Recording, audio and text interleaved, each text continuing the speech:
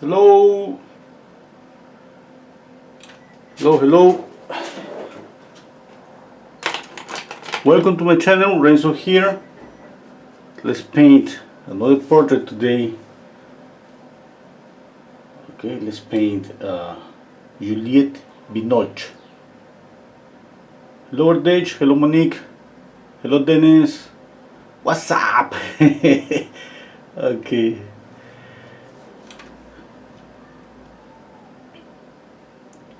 Okay.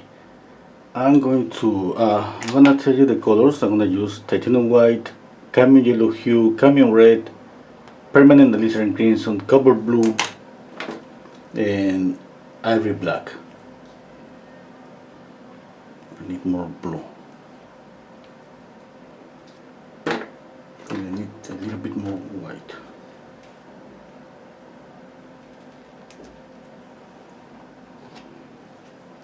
Okay. Okay, you know my brushes are synthetic brushes. Just a second, I'm looking for one brush to sketch. I'm gonna start with a bristle brush. Okay, hello Swapnil. Hola, ¿qué pasó?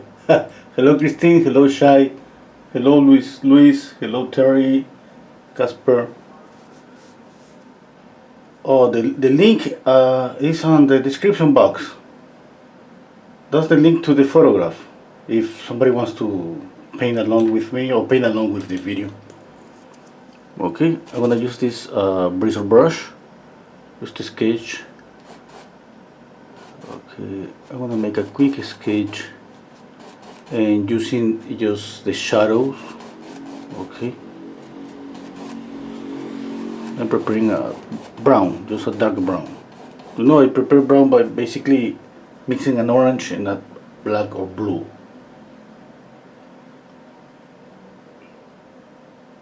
Okay, let's see, just a minute, I'm moving my images here. Yeah.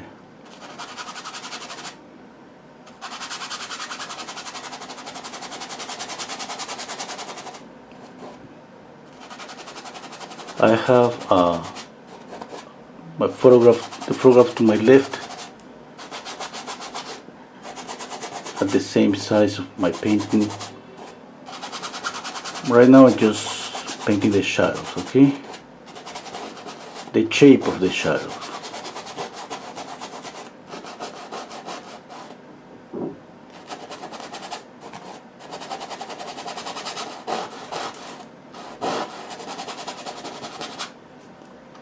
Let me see.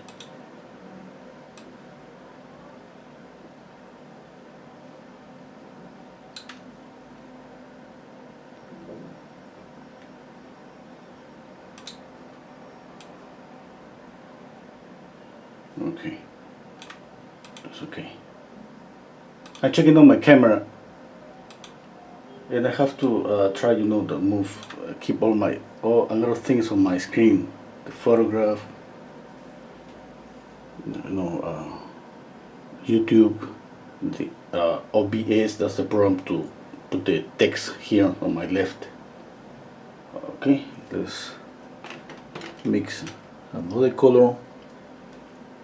Just a light orange. Now you're gonna start obviously with different colors.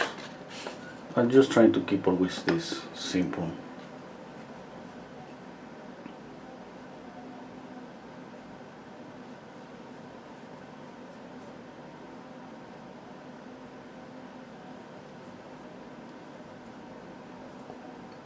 Okay. Let's see the same. I'm squinting down my eyes and just again and now I'm painting the lid area.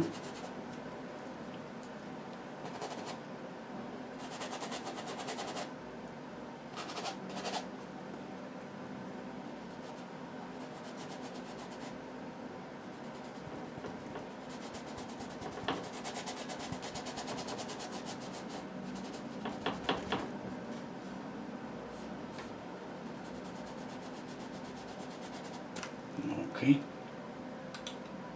Hello, Dorota. Hello, Heilu. Hello, Christine. Hello, Eu mesmo.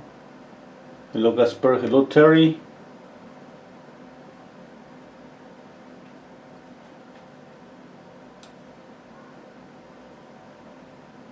Okay.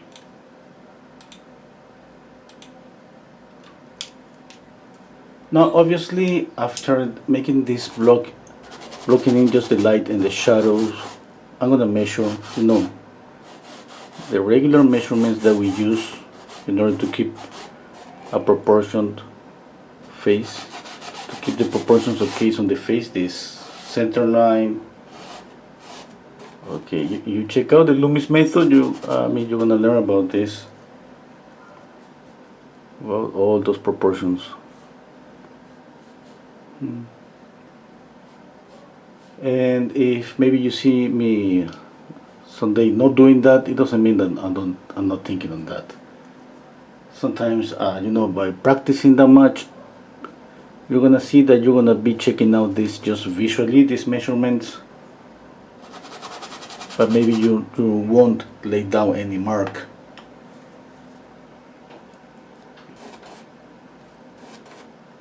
Mixing yellow, red, and black. And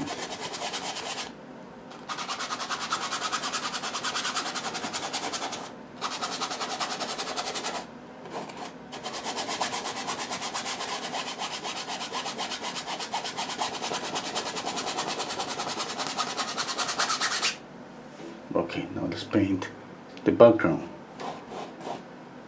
Just black and white. And using the same brush, that means it has a little bit of this brown.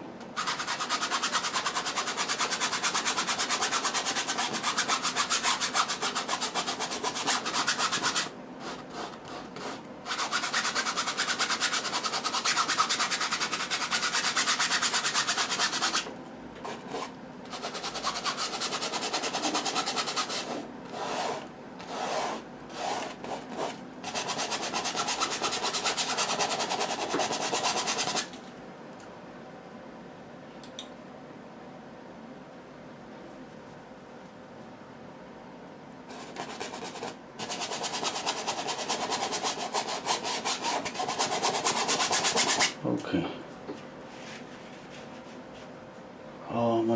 Monique is saying, still amazes me that you mix the colors with your brush and opposed to taking a palette knife and mixing them that way. Yeah. I prefer the brush. Well, you made me think that. A couple of times, maybe just 2 or 3 times, I have painted bigger portraits, like 50 by 60 inches. I think even more, a couple of times. And there definitely I was mixing with a palette knife.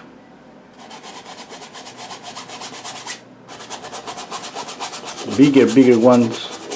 I still remember I painted the first one, and this client, he didn't like it. It was kind of something was, I could tell that something wasn't okay. It's kind of difficult to change from when you're used to a proportion to try to make it bigger, to scale a really huge proportion.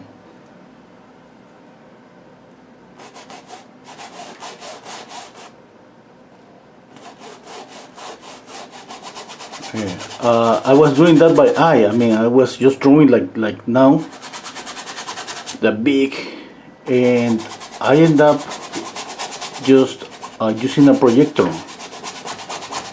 I look for some of my friends, I borrow a projector, and I draw on top of the projector because it was kind of difficult.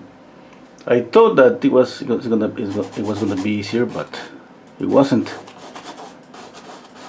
I don't know. If you someday you're planning to paint something really big, you have my experience there.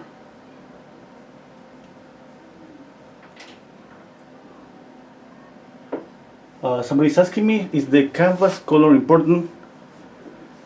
It depends. I got used to working on a tone canvas because it's easy just to judge midtones. And you see this, for example, if my canvas was white, you could see the transparency of the white here. But definitely you can use any canvas you want. But you're gonna hear so many painters saying that it's just easier to judge values and colors on a toned canvas. Okay.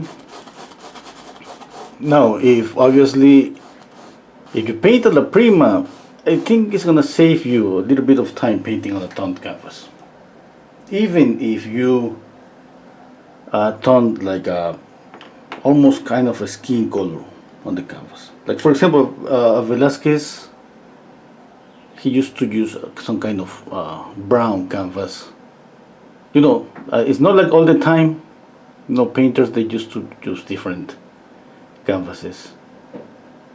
You're gonna see some videos in YouTube that, some another masters, they used to use a black canvas.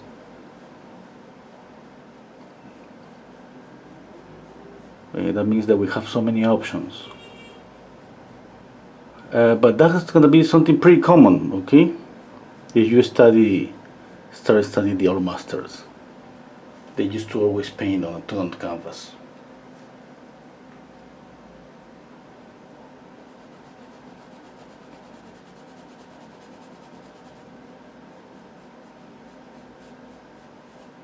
Okay, somebody's saying hello, Cosimo, hello Maggie. Swapnili is telling me try your own portrait, a self-portrait. Yeah, maybe. I was just watching a video yesterday about Rembrandt and how he painted himself like a lot of self-portraits. I don't know, but maybe he's one of the painters that he painted more self-portraits than anyone. The self-portrait is just like a selfie. More than a selfie, spending like hours in front of your own face.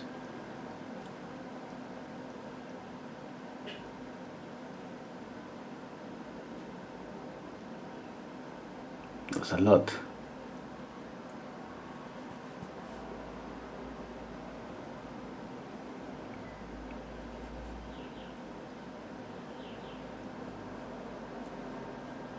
We are keeping this kind of blurry. It's because I don't have any perfect drawing, and it's kind of trying to bring to life this portrait for something that is just blurry, unfocused.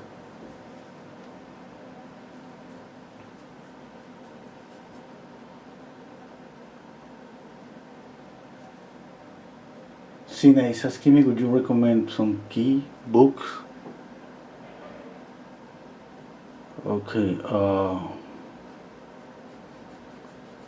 yeah, I have to think about that. I have read some books, but in Spanish, that's my native language, and in English, to be honest, I haven't read so many books. But the one that I stick to in terms of color, and I know it is in English, is I don't remember the title, but look for the author because it's very, very, very famous, and I keep recommending the same book all the time because I have read that little book like maybe 10 times, and from time to time I go back to to keep the ideas fresh, techniques and all of that. That's the Johannes Itten. It's about color theory. Okay, Johannes Itten, I think he painted some kind of cubism, and abstract paintings, and the book is about just color theory, basically contrast, and that's pretty good. I think that's just for any painter, that's a must. Okay. we need to study some kind of book about color theory, because this thing about proportions, values, you're gonna find a lot of information about that, and by practicing you're gonna get better at that. But one thing that's gonna take you more is color harmony. Even when you'll be maybe in a high level, with values, color, and all of that. When it's about color harmony, about trying to add more colors to a painting, that's just gonna feel that. That's what I have felt for so many. Even today, let's say that when I'm painting any painting, I struggle a little bit with drawing. We always, that happens. Proportions, trying to get the likeness and all of that. That's normal. Okay, and struggle a little bit with values. Just thinking, going back and forth, that this should be darker, lighter. Okay, but let's say that the thing that I struggle the most is color harmony. It's been like that. I've been painting for years, and now even if I'm planning to add more colors here, add a reflected light, add more objects, and that's gonna be definitely, maybe by experience, by trying to repeat so many paintings that I have seen, so many exercises that I have done, I'm gonna be able to get away with that. But definitely that's gonna be a struggle, okay? And we gotta put a lot of time onto that. Oh, Monique is suggesting Everything I Know About Painting and More by Richard Smith. Yeah, I have heard that that's an amazing book.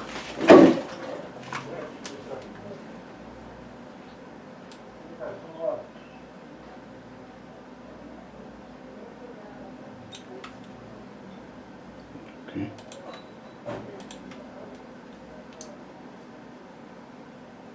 Mm-hmm.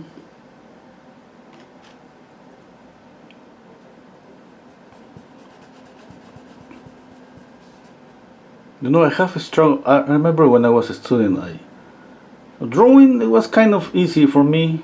I enjoyed always drawing. I didn't enjoy color theory. Color theory it was a subject that we have to take every year for it was for 4 years. Every year it was something different. It was just about exercises and exercises. The first year it was just about mixing.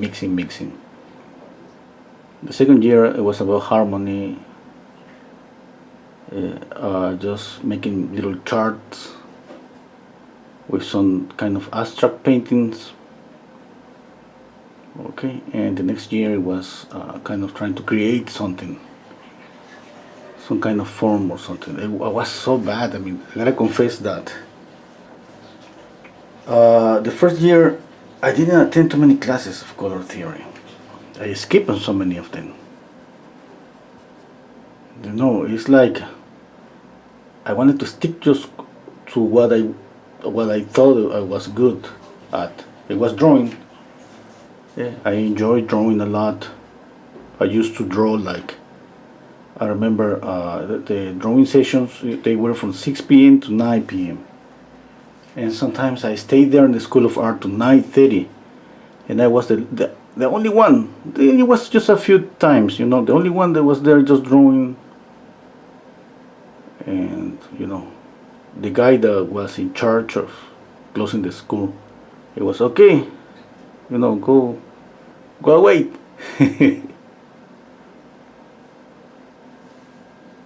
Yeah, but it wasn't so often, because the School of Art here is just in the center of the city, in downtown, just in downtown.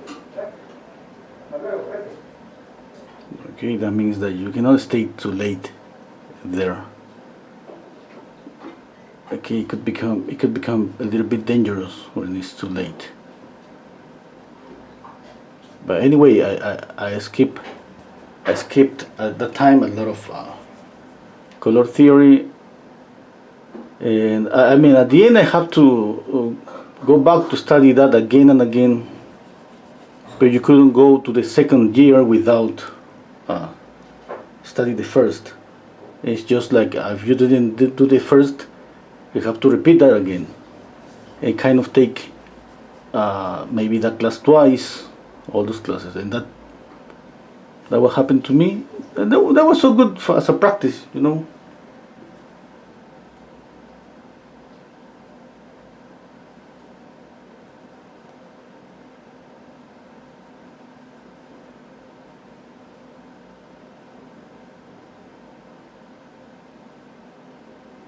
Okay. I'm keeping this kind of blurry because right now, you know, it's kind of a blocking drawing and adding color at the same time. And I want to see the face, but little by little. You know, you can see, if you see here, you see kind of a huge eye. I don't see the smile on the face yet. Yeah, but that's okay.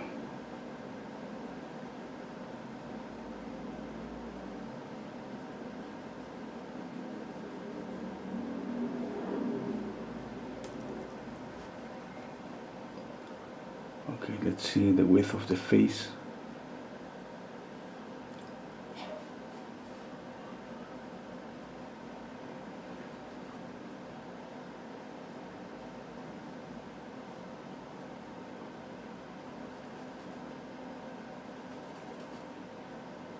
I'm adding some red here. Remember, there is some reddish areas on the face because of the blood. If you want to skip of them, that's okay. If you want to exaggerate those colors, that's okay.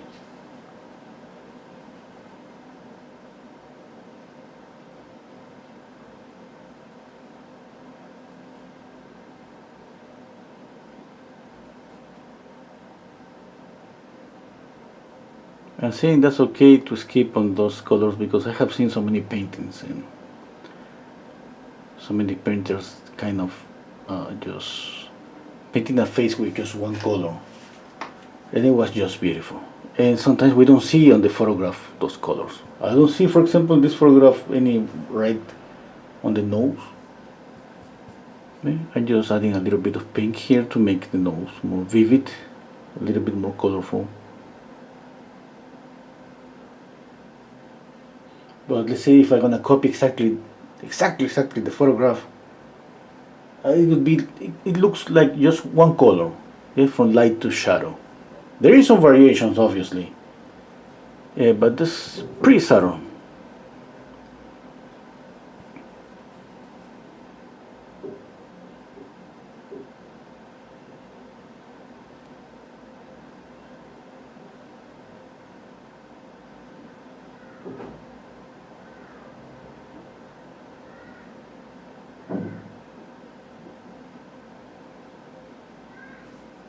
Getting a little bit of light on the middle. Let's see. Hello, Nikki. Hello, 6666. Hello, Joyce.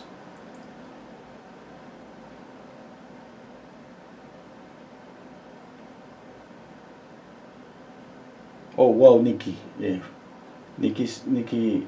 She fractured a rib. Yeah.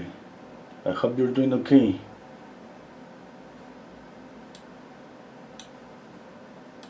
You know, I broke some of my ribs like 20 years ago playing soccer. I broke like 3-4 ribs. I stayed on bed for, I think, a couple of months.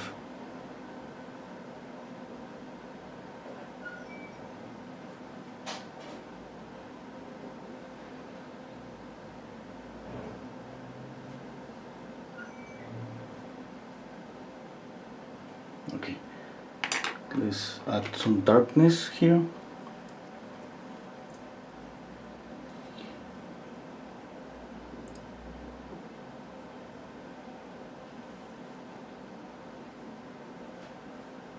Adding black with red. Well, make this really dark.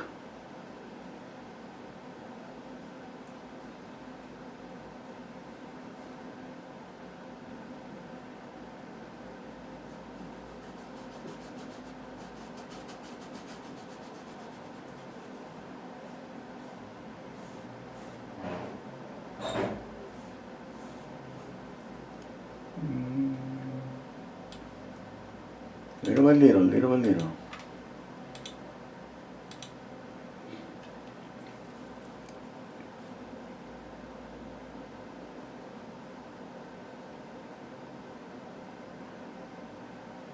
Yeah, I see the ear here, but I don't see the ear on the photograph on this side.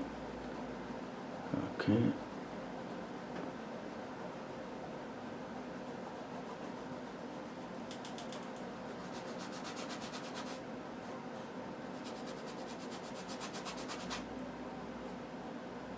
This is just black and red.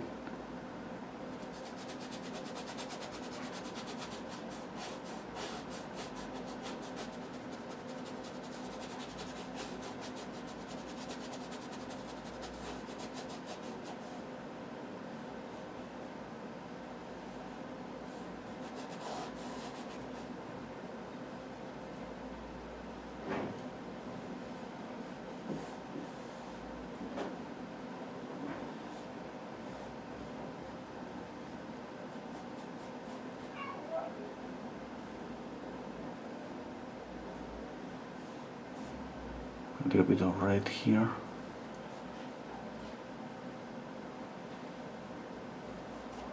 Okay. Check out.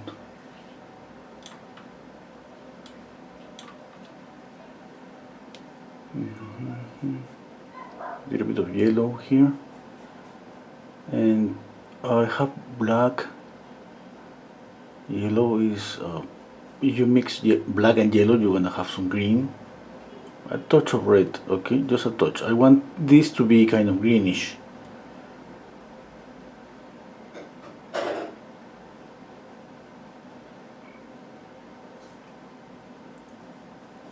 More yellow.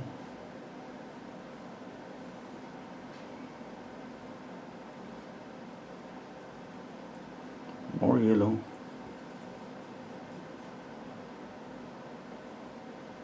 I don't know if you can see the color pretty clear,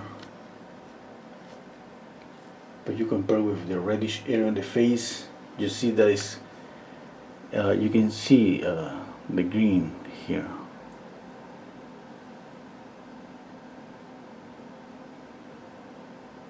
Okay, now that I'm doing this, I'm squinting down my eyes and trying to copy what this shape, okay, as a shape. Imagine that you're drawing here this shape.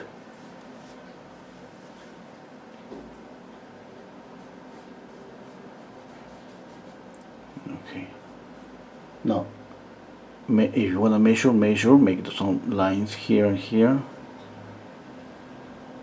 But check out the face first, okay? If you see that the face is kind of half those proportions, okay? You can use that. But if you see the photograph and you see the person that has a big jaw, a big mandible, or a short nose, then you gotta think about adjusting these measurements.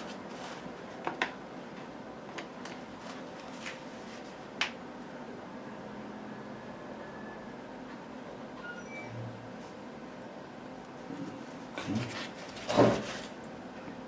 A little bit of yellow here. Let's see. Yeah, that's okay.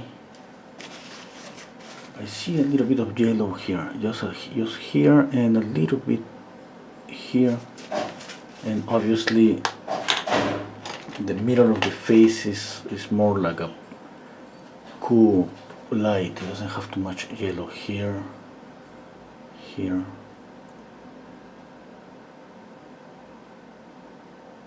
A little bit here.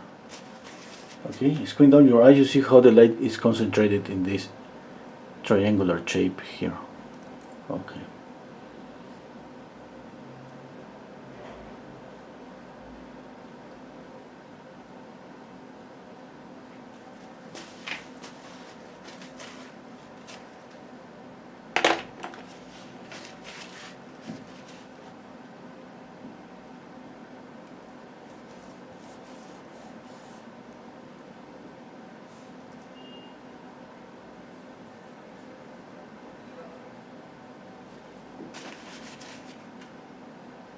this is just some black here.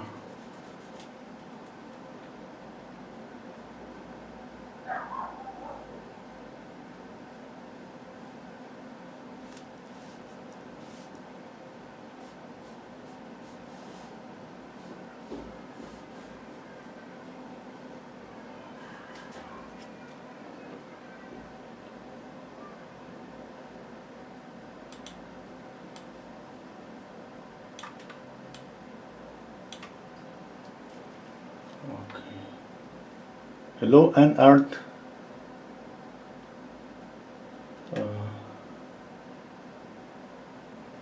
What time is here? Here. Oh, I am in South America. Well, it's the same time that in USA. It depends where in USA, you know.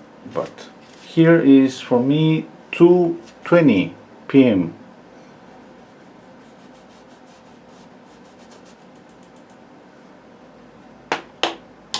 Okay, I need to step back. Use my brush. Okay, a little bit of white. Well, I didn't want that yellow there, but anyway, it was an accident. You see, I picked up this white and I picked up a little bit of yellow by accident. I want some more blue here.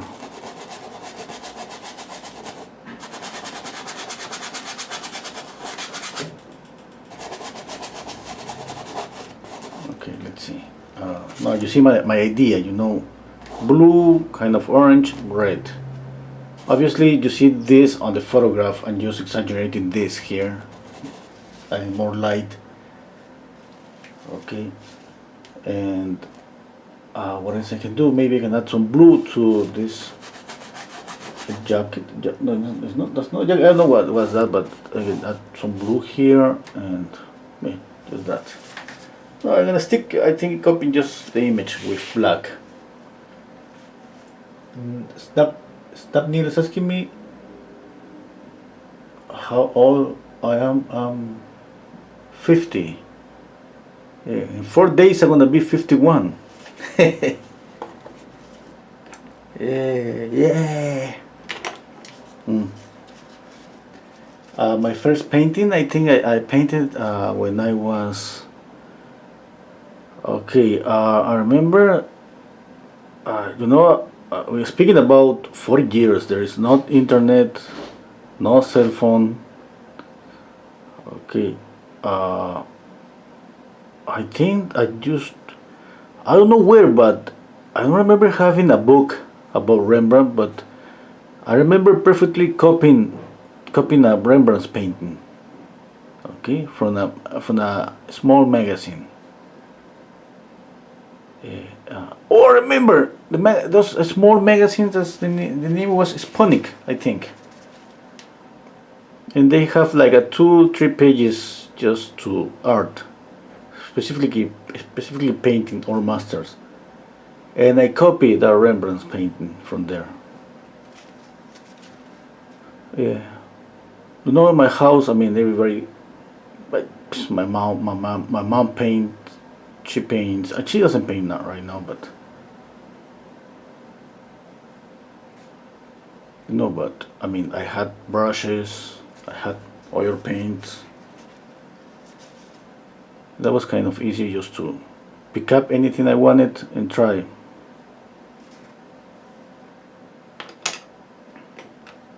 Okay. And I remember that I liked it a lot. I loved my painting. For me, it was amazing. Yeah, I'm pretty sure if I see the painting now, that maybe it was a mess, but I don't know. I don't wanna see my painting now. I just want that, let's say, that feeling that my painting was amazing stayed with me as much as possible. Okay, because if I check out that painting, I don't even know where it is, but I'm pretty sure there is some place, yeah, on the house. But if I check out the painting now, I'm definitely gonna see that so many mistakes. Yeah. And I think even as I remember, I'm building up my memory, with what I know for the painting. Every time that I remember that painting, I, I, I make it better on my mind. But I was 14 I think. Yeah.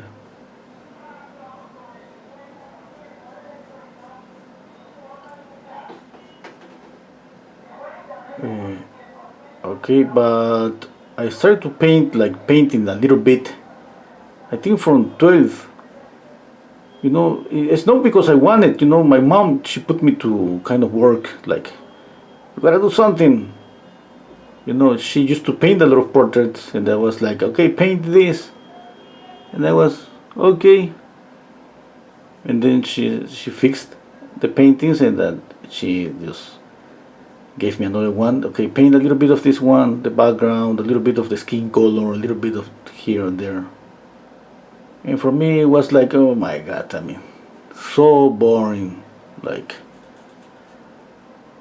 I painted a little bit and I went out. At that time, everything was about going out with your friends.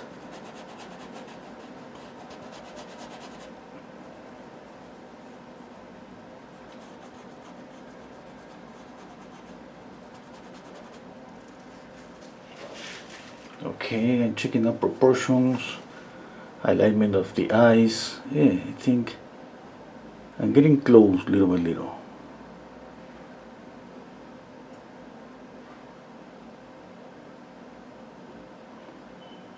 Okay, now you can try painting along with the video, and we let's say that this is more a sculptural approach. Yeah, you think in terms of creating some form, and from there to start just adding details. It's different that when you start with the drawing with lines and then put values. But I think that we should practice both. It's not like one way is the best way to draw. It's just what you like. But in order to train, to practice, we have to practice with different approaches. And from there, with time, we stick to one way to paint.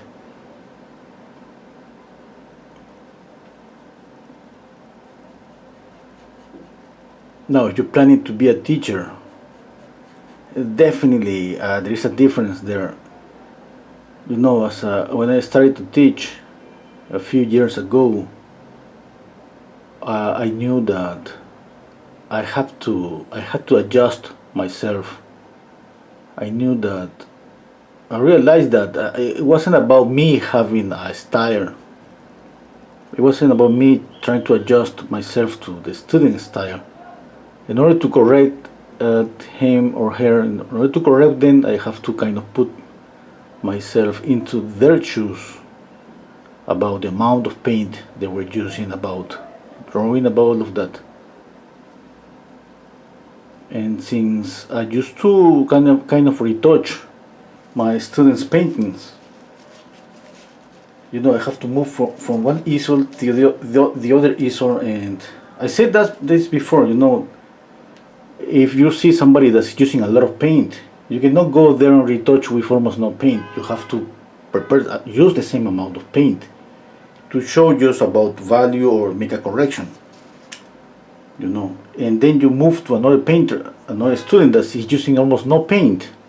It's pretty almost no paint, pretty trying to make something really, really blend something a lot. Then you have to do that. Okay, and then that's kind of sacrifice your own personality in order to adapt, to the students' way to paint.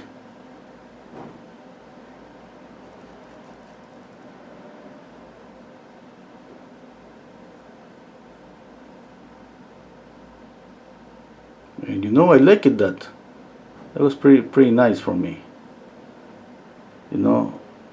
I was kind of happy to be able to have the opportunity to kind of change from one painting to the other painting, change the brush strokes, to make a retouch. And I gotta confess that sometimes I enjoy just to paint a little bit more on my students' painting, just to try that brush stroke, that a different brush stroke than mine. But it was pretty nice.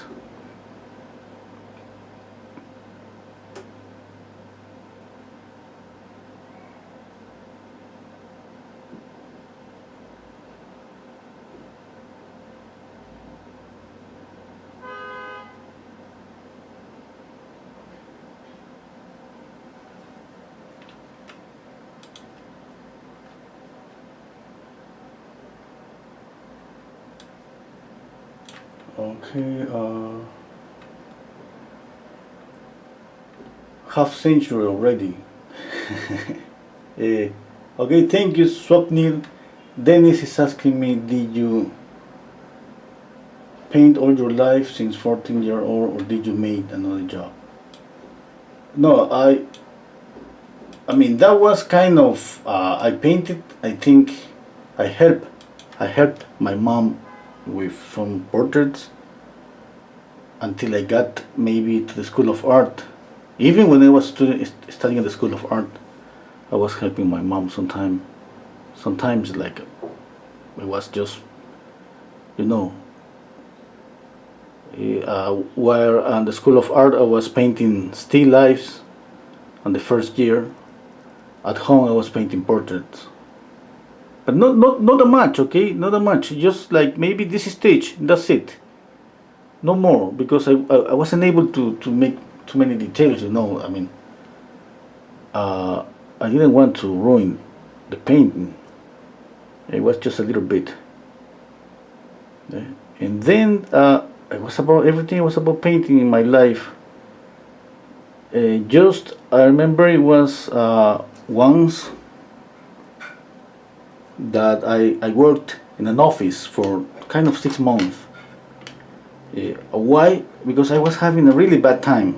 I mean, speaking about economy, I wasn't doing really good, and I was kind of behind a lot of my payments, and I was kind of, when you make a living from painting, sometimes you got some money, and sometimes you don't have any money.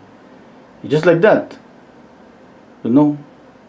What can you do? I mean, painting is not something that we give up. It's not like, oh my God, this is not working for me, I'm gonna try another thing. No, that doesn't happen with painting, Yeah, you just paint. But I decided, okay, I need an extra income. Okay, I need an extra income because I'm not able to get. I think I got into so many things that time, and I couldn't afford all of those things. And I have a friend that his wife, she still has a company. And she was like, okay, do you want to work?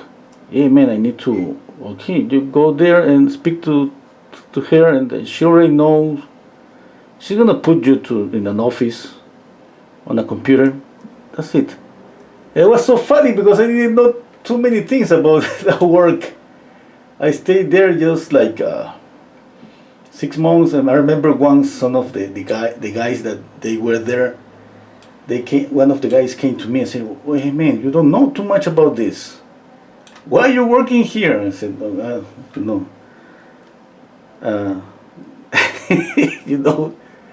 what can I say?" Yeah, that was so funny and kind of embarrassing for me because it was kind of a favor,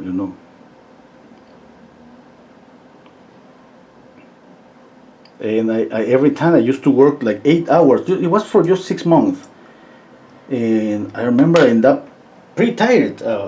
On 5 p.m., 6 p.m., and I was planning. Okay, I'm gonna get home and that's it. I'm gonna watch TV.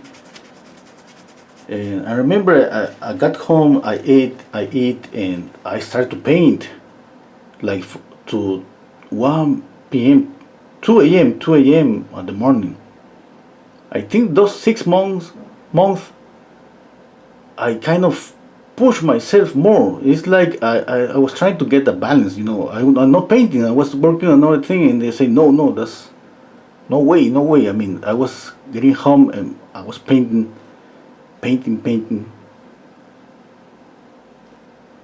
Yeah. And next day, again, go to work. And next day, again, paint till 1 a.m., 2 a.m., and wake up at 6, 7 a.m. and go to work. Yeah.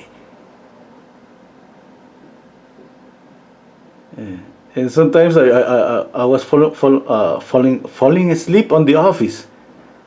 I was just on my desk. I was, I was sleeping. Yeah. Well, that happens. That happens to everybody in any job. There is ups and downs on life. Eh? That's normal.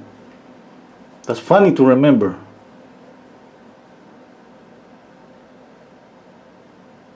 And the funny thing is that I got caught sleeping like 4 times, 5 times, enough times just to somebody tell you, okay, get out of here. But because my friend was the no. Hello, anyone can hear me? I think I'm back again. I don't know. Let me know if anyone can hear me, okay?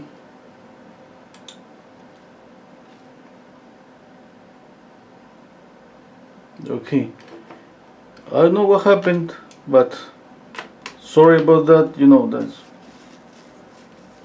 know if it was about internet or it was about uh, OBS. Yeah, but I got a notification like OBS is disconnected. I knew immediately that that there was not something. When that happened, is something bad with the internet connection or just OBS. Anyway, I think everything is okay now. Yeah, but yeah, who knows? Maybe it's gonna get when these problems just to start. It's kind of not doesn't stop. That happened to me before, like I don't know why, but that happened to me before, and it's like it's starting to just to fail again and again and again and again. Okay, let's continue painting.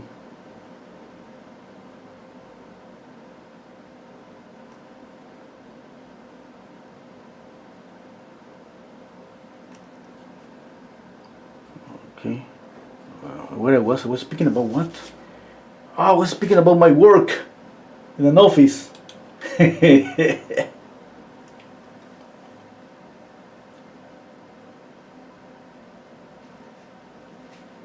Yeah, I worked on an office, and that was a nice experience.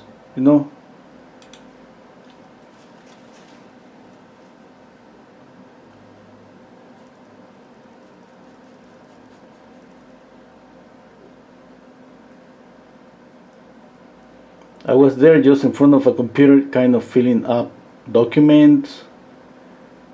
I don't remember what else, but I was in front of a computer the whole day.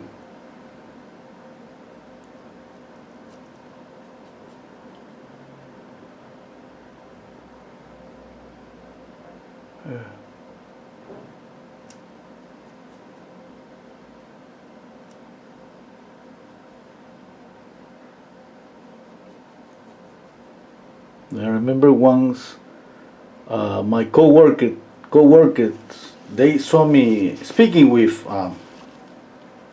my friend, this, and they were like, "Oh, do you know this guy? That's the the boss husband. You know, and yeah, that's my friend. And maybe one of those guys told me, "Oh, now I understand why you got this job, because you don't know kind of anything about this, but you're here." That was so embarrassing, you know. That was so embarrassing. But anyway,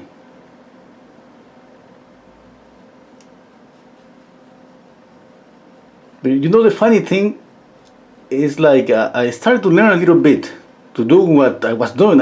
You know, it was like she was telling me, "Do this," and I say, "Okay, I'll do it." You know, and sometimes she got mad and screamed at some workers, and you know, and sometimes she screamed at me, like yell at me because I did something wrong. I was okay, okay. You know, that's okay. I don't know anything. That's okay. The funny thing that is, like, she caught me a week ago, and she told me, "Okay, you wanna come back to work here, but you know we are doing something that is gonna be related to art." And I said that, wow, I didn't answer yet. I haven't answered yet. But that would be so funny. To be honest, I don't know. I mean, I love the idea about having some kind of order, like wake up earlier, get there at 8 a.m., end up at 5 p.m. sharp, and going home, and that's it. Yeah. And I love that because we don't have that when we paint. You know, sometimes I paint to 8 or 3 a.m. at night, and I wake up at 10 a.m. at the morning. You know, it's kind of we don't have kind of an order. When my kids, they were kids. When my son and my daughter, they were kids. Every day I have to wake up pretty early, you know, to go to school, to take them to school and all of that. But I remember once I went to Puerto Rico. I stayed there painting for 6 months for an exhibition, and I used to wake up at 2 p.m. in the afternoon and paint all the night to I end up painting 6 a.m., you know, and then I go to bed. And that's not okay, you know, because I mean,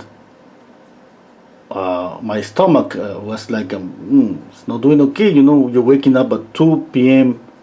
to eat breakfast. But that's the problem when you don't have an order and kind of you just paint. You know, that's what I loved about working on an office. I used to just go, get in time, go to eat at 1 p.m. with all the people there. Okay. That was pretty good. Okay,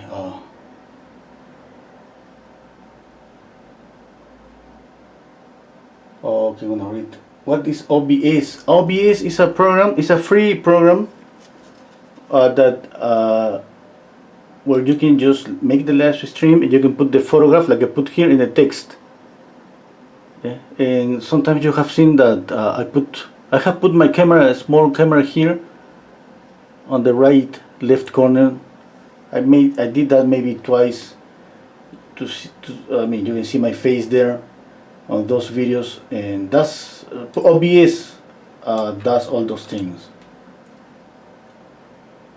Hello Mary. Hello Latix. Hello Dango. Yeah, I used to make live streams like 3 times a week at least, or sometimes twice a week.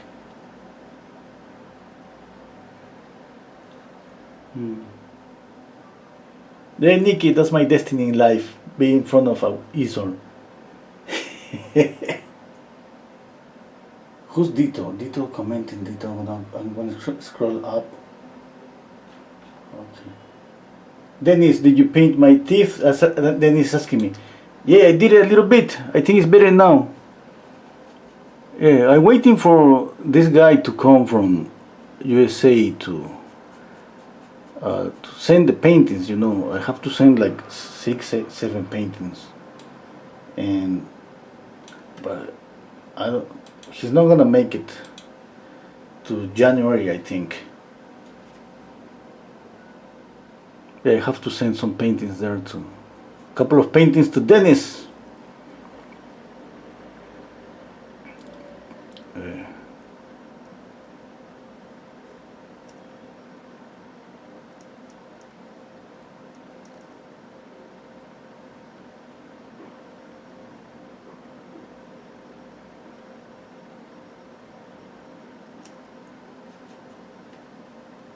You know, for people that doesn't know Dennis, Dennis is my fan critical number one.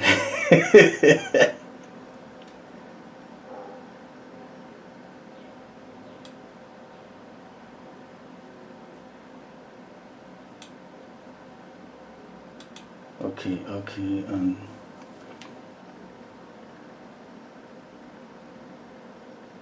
a little bit of red for this area below the eyes.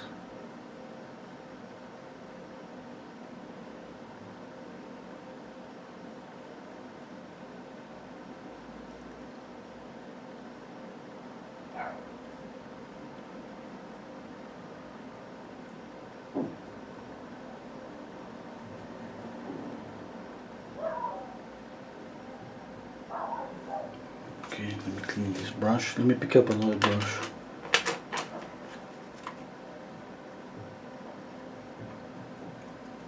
A little bit of gray, just black and white. That's too bluish. Okay, that's too much, but anyway. I just want to separate, you know, there is some grayish areas on the skin, on the face. The same that there are some reddish areas is the same. And usually between the eyes and the nasal bone, you're gonna see a little bit of a change on the color. Now, obviously, you can exaggerate that if you want. But you just knocking down that color. Now, I think I added too much of this blue, which is not blue, you know, it's just black and white, but it works like it's blue because the face is more, the color of the face is more orangey, and by contrast, if you add gray, it's gonna look kind of bluish. Okay, let's start working on some details. Now I'm gonna paint the hair first. I'm gonna block the hair. I'm using just pure black.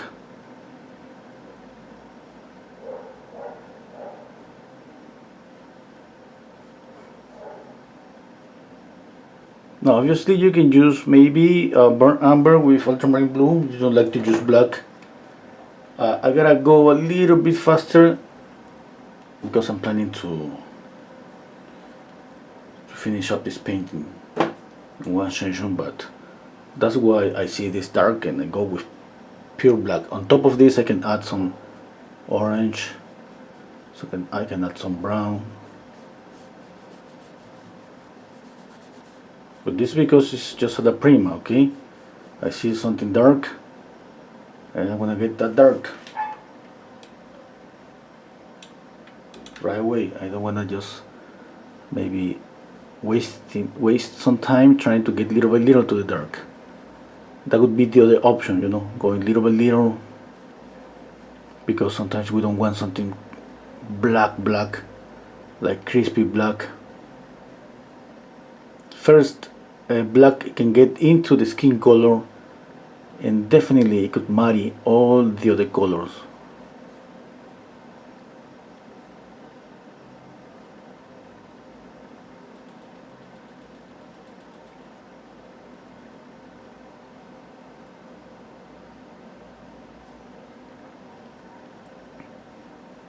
But if you're planning to paint something in 4 hours, 5 hours, you need to use black. That's what I think. Okay. Need to use black. Black is a beautiful color.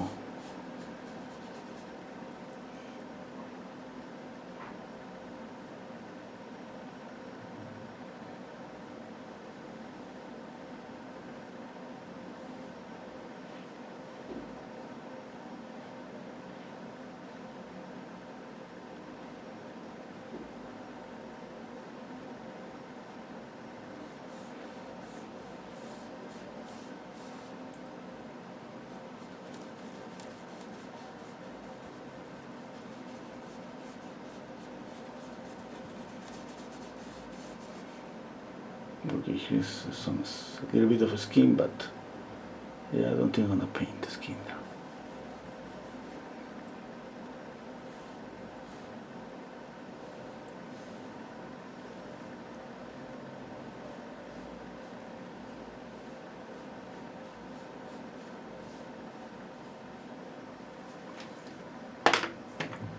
Okay, let's paint some details.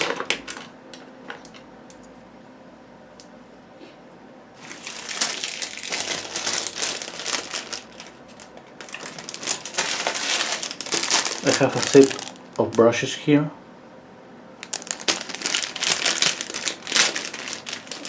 These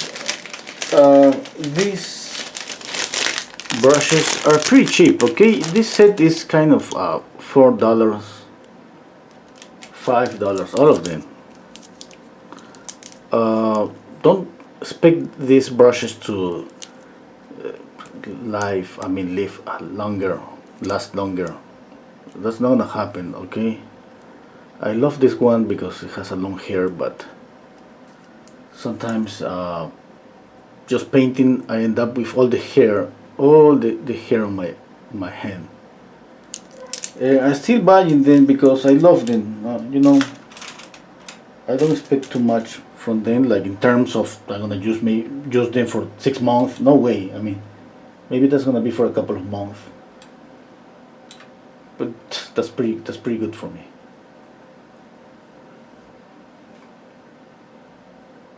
Yeah. Yeah. Okay.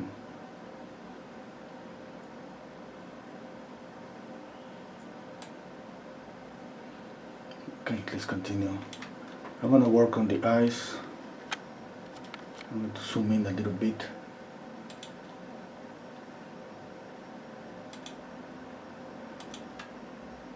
I'm zooming in here, the image too. Yeah. Okay. Let's work a little bit on the eyes.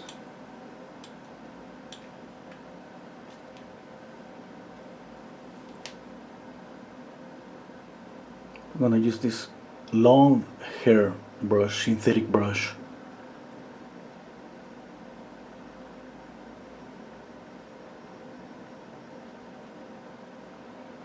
I'm not recommending to buy cheaper brushes, okay?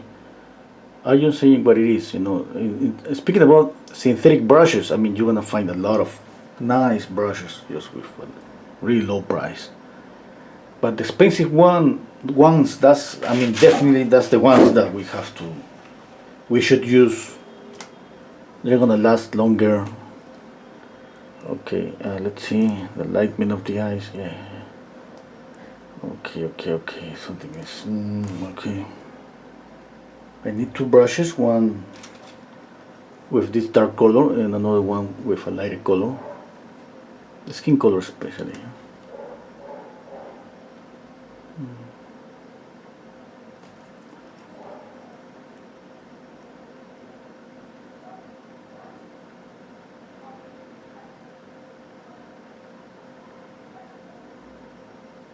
Okay, paint one eye and then a little bit, okay, a little bit.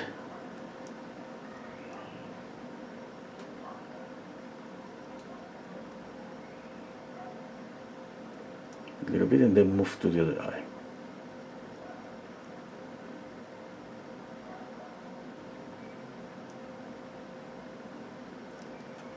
Now I change this brush.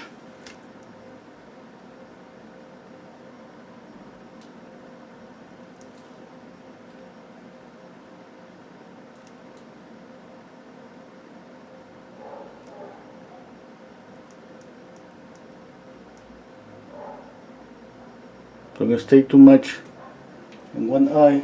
Even that maybe it's not okay, move to the other eye. It's not like I'm not gonna move to the other eye because I haven't finished this one yet. No, it's not like that. We have to, in a portrait, if you finish up one eye and then go to the other, maybe you're gonna realize that something is not okay when you step back and check out a whole painting. Okay. Let me zoom in here even a little bit more.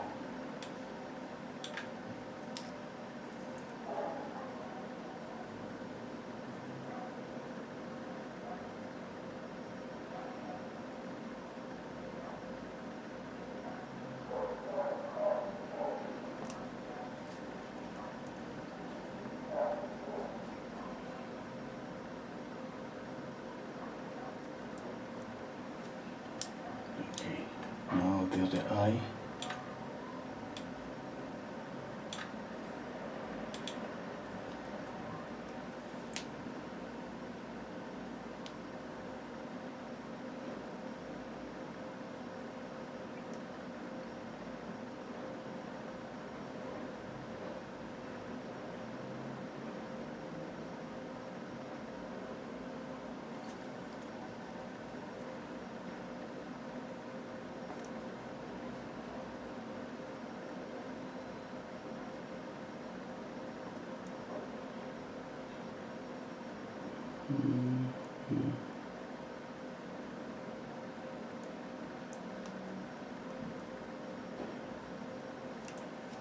Okay, this.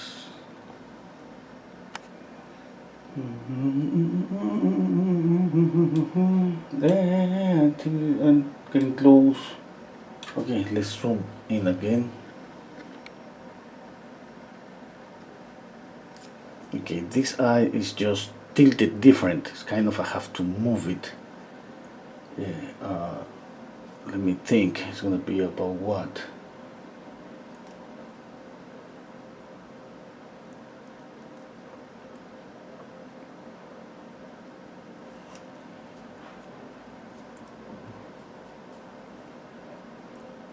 And the iris is a little bit, rounded, bigger, rounded. Something is there that I'm not getting.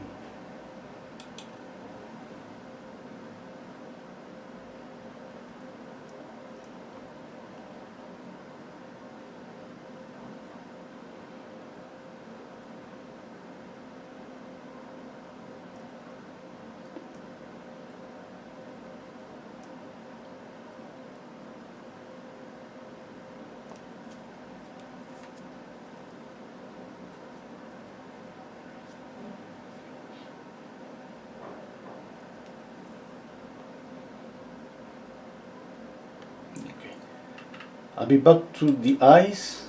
Now I have to move to the nose.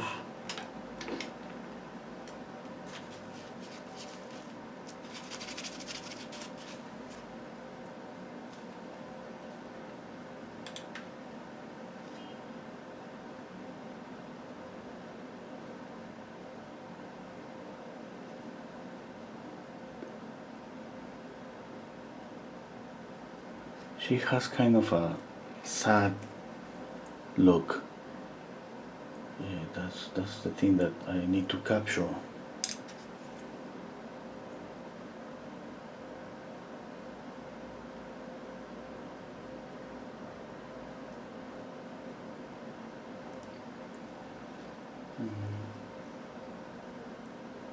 A little bit of light on the iris. That's not okay. A little bit of light here.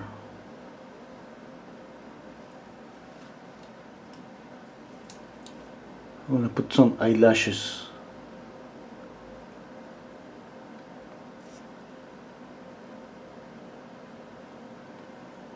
That helps. I'm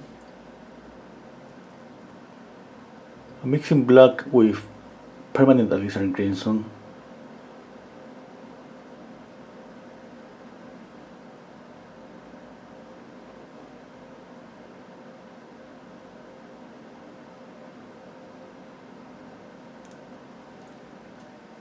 Yeah. Yeah, I think I got a little bit of the expression there. A little bit.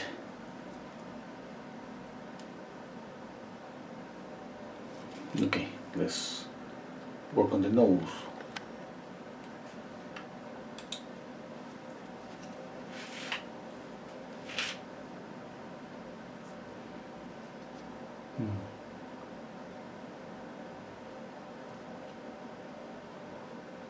Uh, okay, let me read some comments.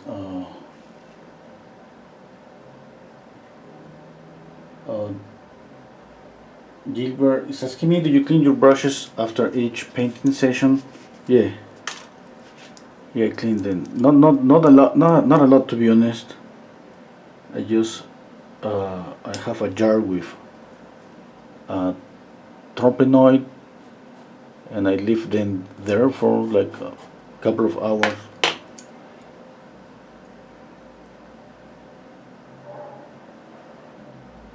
Joyce is asking me if you dark a blend of the primary color for this one. No, it's kind of green. No. Sorry, I forgot. But I mixed black and yellow to make a greenish color with a touch of red. This shadow. I want this shadow to have a little bit of green.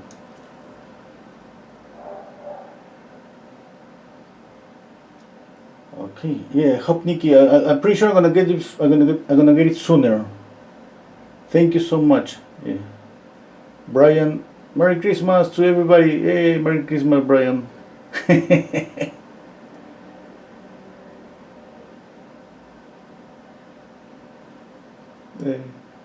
Okay, let's continue. Let's see. Okay, let's see the nose.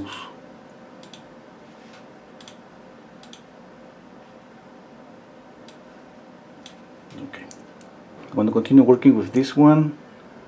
I'm mixing alizarin crimson with a touch of black. Okay, let's see. Okay, that's okay.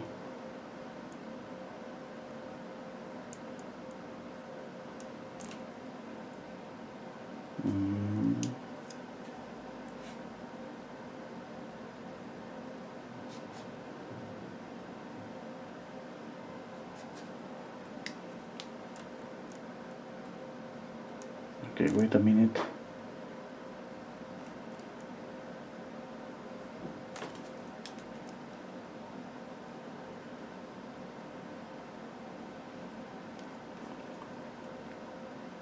Yeah, I think that's okay.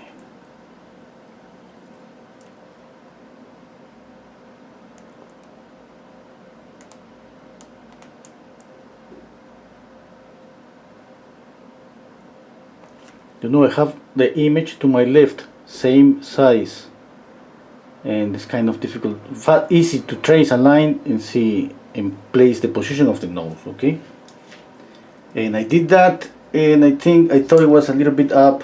First I did a little bit lower, then I moved a little bit up.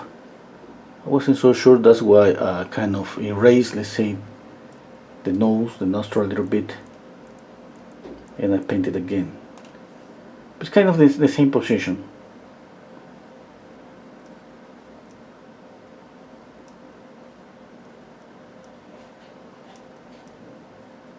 Okay.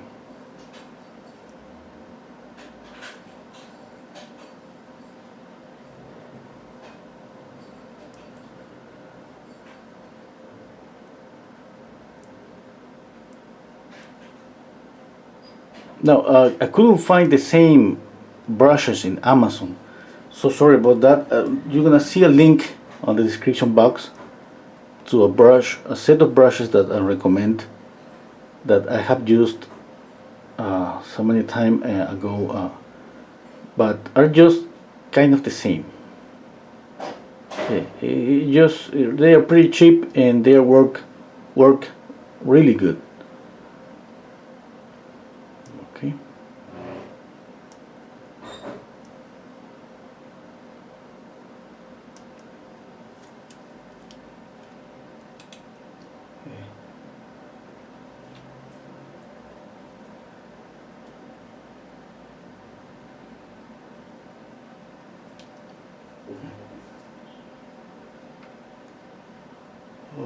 I'm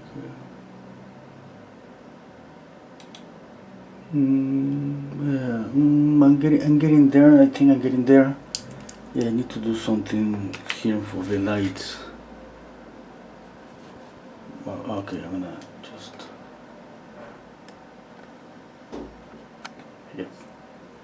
Okay, I need to add a light here. It's just white. Okay.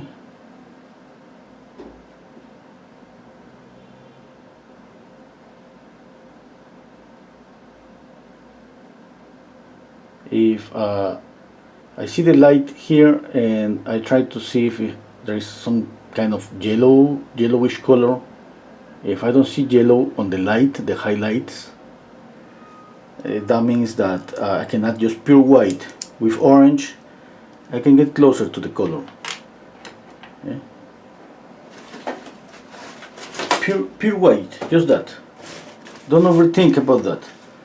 Now, if you see your painting, and maybe it's kind of muddy, milky, the colors are kind of milky, you can add a touch of yellow for this light. That's gonna make those lights glow. And maybe that's what a painting needs sometimes. And when the other colors are kind of muddy, you can bring all the painting back to life just by adding some touch of yellow to the lights and the highlights. Okay.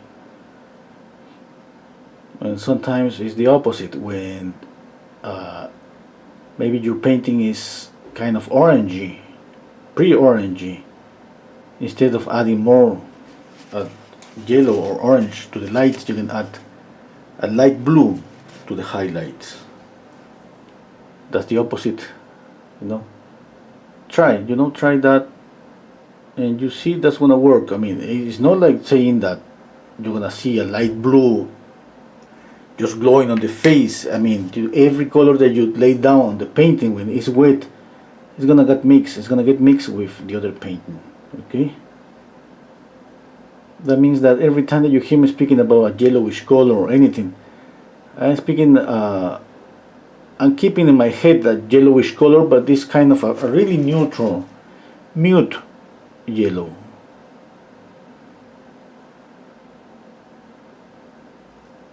Okay, let's see. Yeah. I need to paint the roundness here on her cheeks. Yeah. Let's see.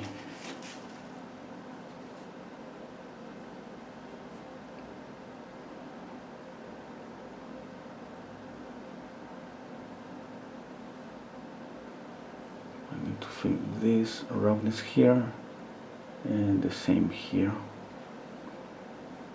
Okay, now you see my shadow is kind of a greenish color. I'm gonna add some red, but just here, okay? Just there.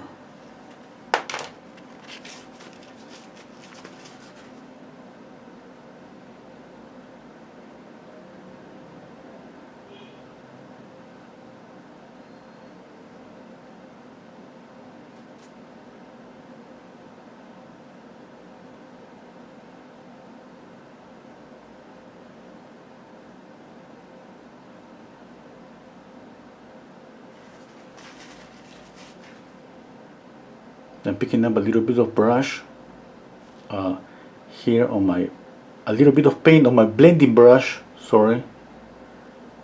And at the same time that I blend, I light up this a little bit.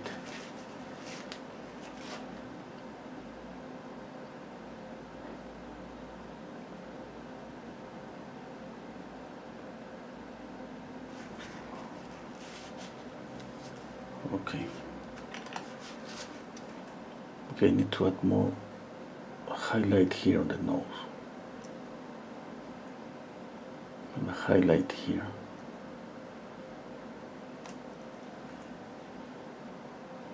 Another way to add highlights is to add on the highlights cool and warm colors together.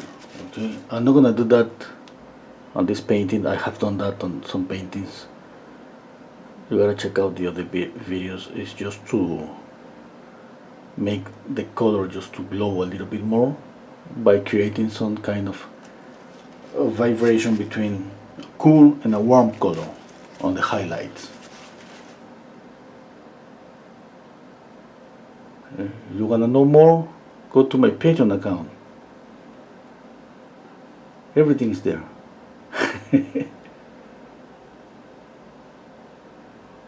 I'm just laughing because that's my way to promote my Patreon account. I gotta change my way to promote my Patreon account.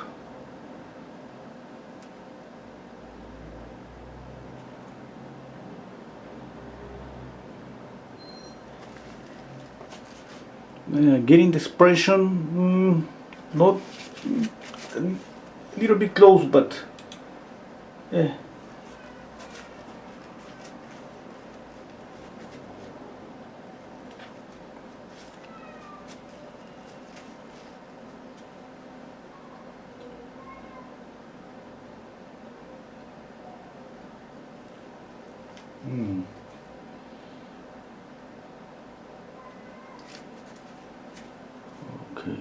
Okay, I was cleaning this brush just with paper towel. Okay, now obviously it's better if you clean this brush just pretty good before going from a lighter color to a darker color.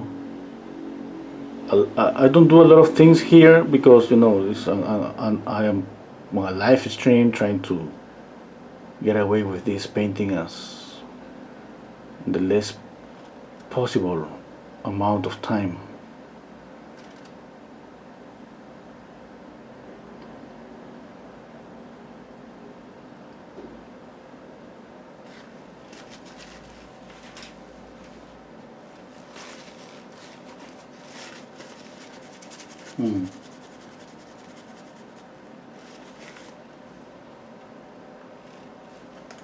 Okay, let's see the nose. Yeah, I think that's okay. Let me compare. Yeah, it's a little bit younger on my painting, but that's okay. I think I got the sadness on her eyes. A little bit of that sadness that's what I loved about this photograph. You know, when I saw the photograph, I saw some kind of feeling on her look, and that's difficult to capture, but let's try. I think I'm getting close.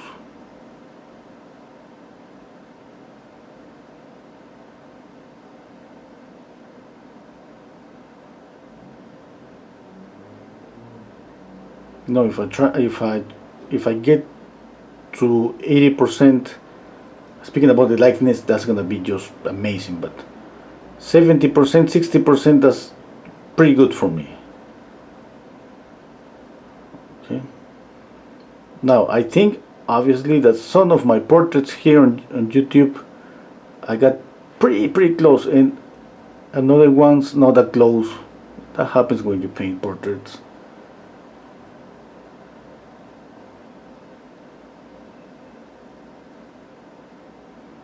Obviously, if you're painting at home, you can try to push that extra mile to just get the likeness even more, and let the painting dry, and use a mirror and check out the painting after a couple of days just to make some corrections, all of that.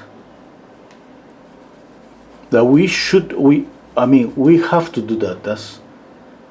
That's the process. Okay, that's what I do when I'm painting at home.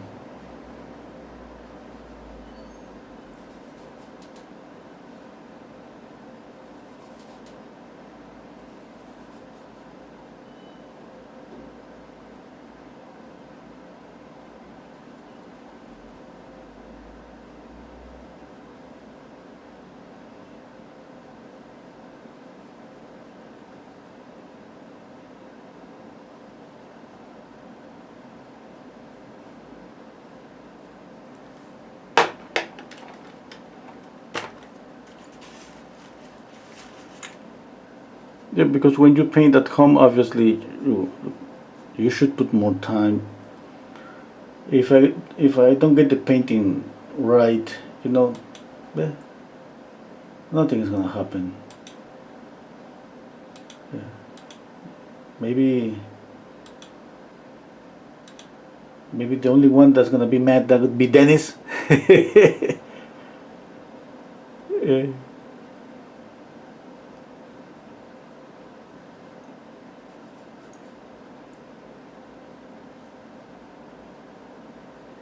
Okay, let's see.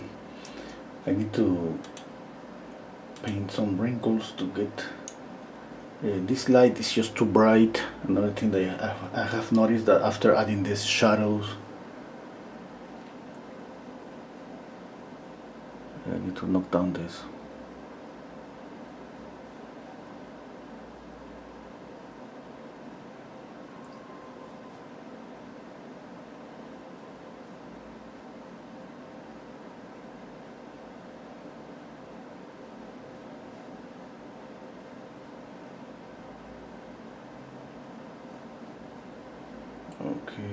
Okay. Yeah, I need more light here. Yeah, more light. Yeah, a little bit more light.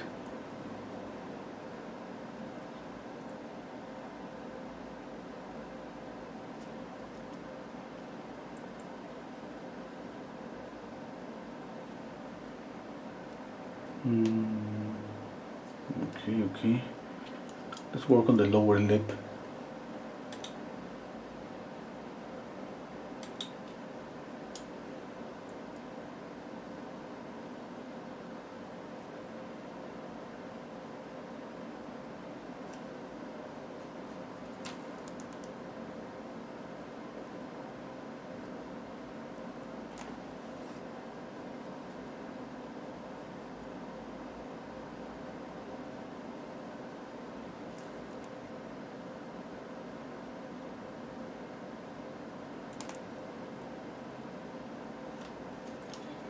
Okay, let's see how to capture the thickness on the lip.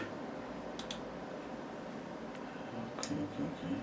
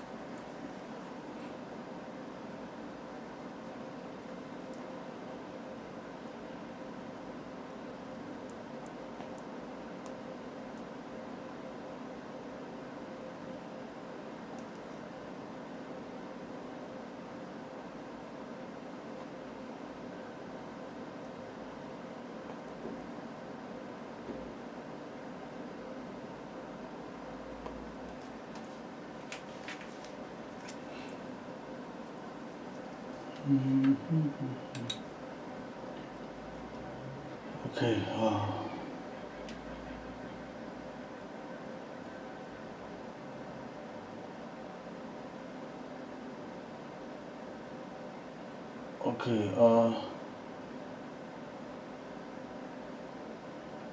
Okay. Okay. Let's see some comments. Dennis is saying, I think her left eye should be lower and more out of the left. Okay, I'm gonna check out on that. And bigger. Okay.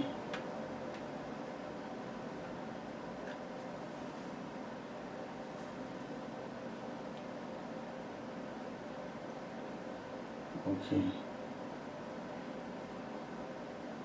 Okay.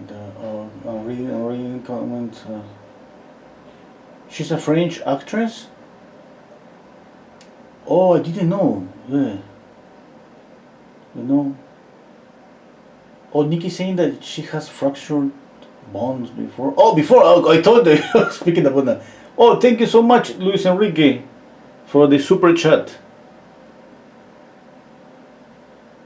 Thank you so much. I really appreciate it. I really appreciate this. Okay, let's see. The eyes. Yeah, now that you say, I see something.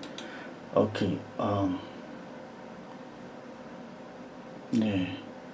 Yeah. Then I have to check out on the eyes, but definitely she has an asymmetrical eyes. Okay. That would be a problem to try to make them pretty symmetrical. Okay, I'm gonna continue working on the mouth, and then I'll go back to the eyes again.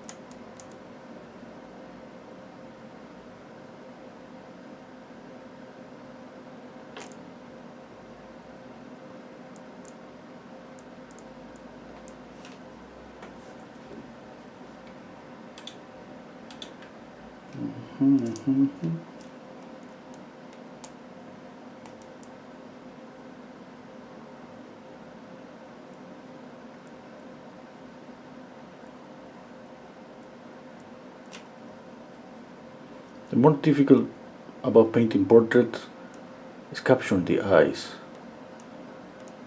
Capturing the eyes is just, that you have to go back and forth. I mean, for me, I could stay more time working on the eyes, a lot more time, but I prefer just to try to respect this order I have, like work a little bit on the eyes, then work on the nose, then the mouth. And then I go back to the eyes, I check out, I step back.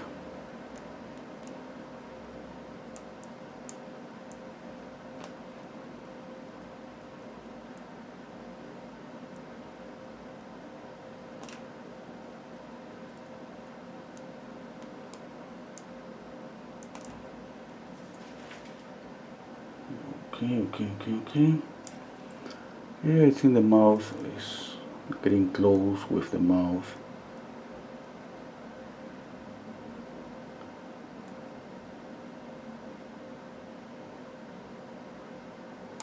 Okay.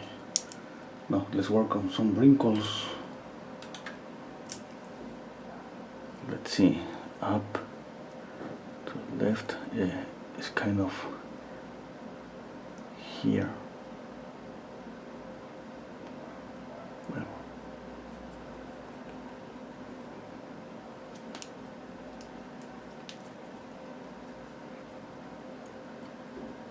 A little bit of light.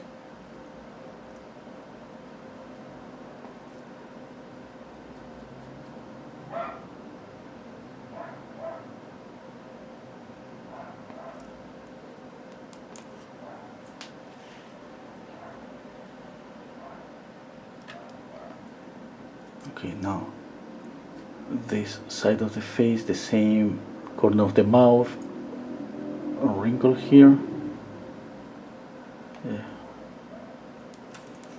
I'm checking now that it's aligned up with the middle of the eye.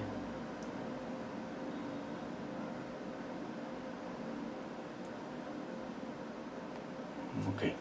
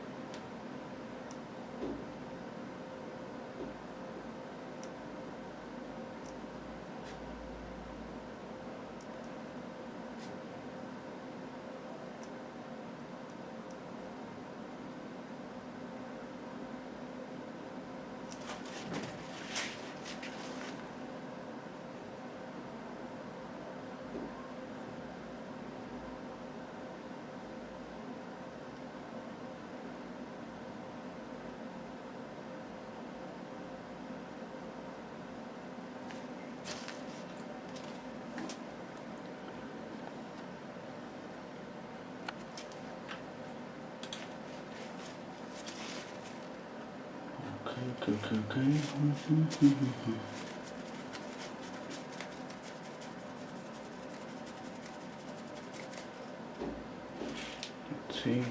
Let's see.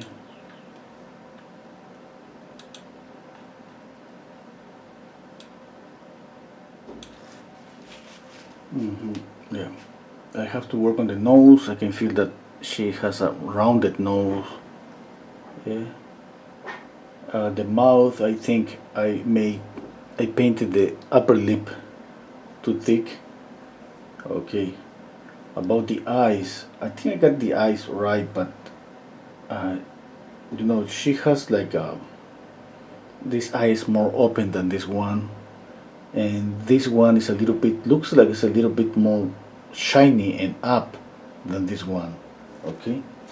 I'm speaking about the photograph, and I try to capture that, which is pretty difficult. But anyway, obviously, when we try to capture that, we tend to make it worse. But we try, it's part of the lightness.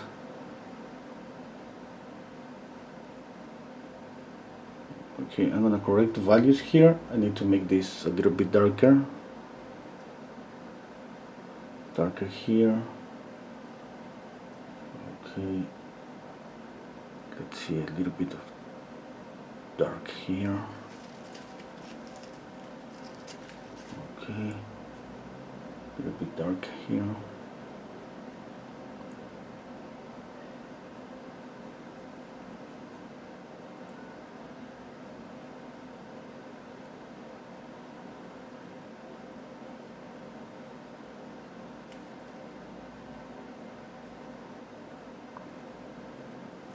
I'm gonna change my brush. Okay.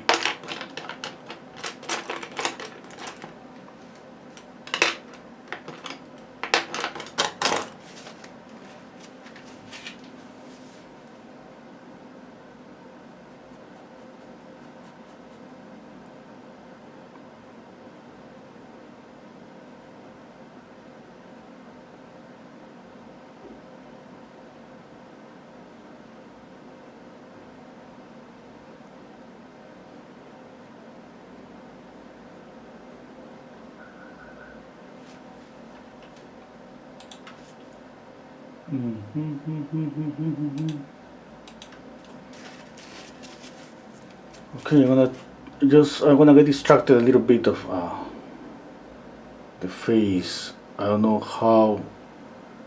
I'm gonna paint the background. Okay.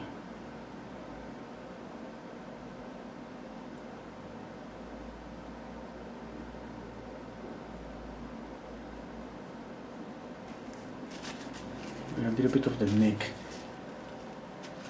Yeah, wait. I'm making her too old, I think. Soften this.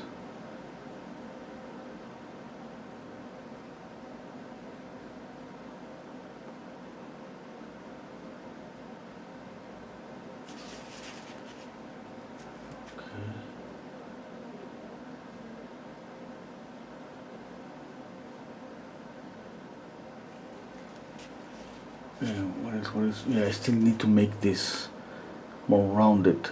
Okay, I'm gonna add more light, and let's see if that helps. Yeah, I think that's okay. A little bit of red.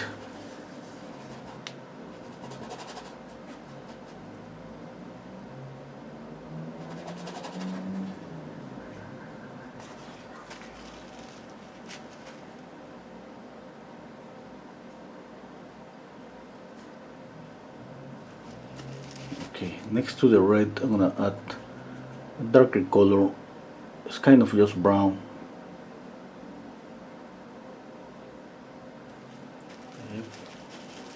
Okay.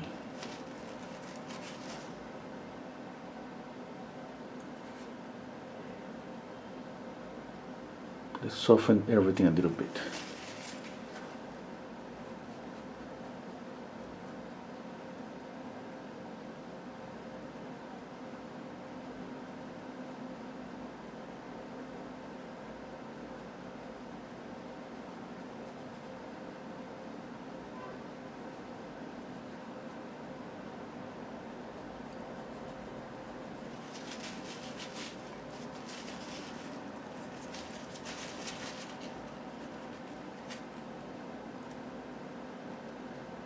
No, 5 minutes ago I was thinking that I was getting the face. Now I'm thinking that I have lost the expression. I have lost something about here.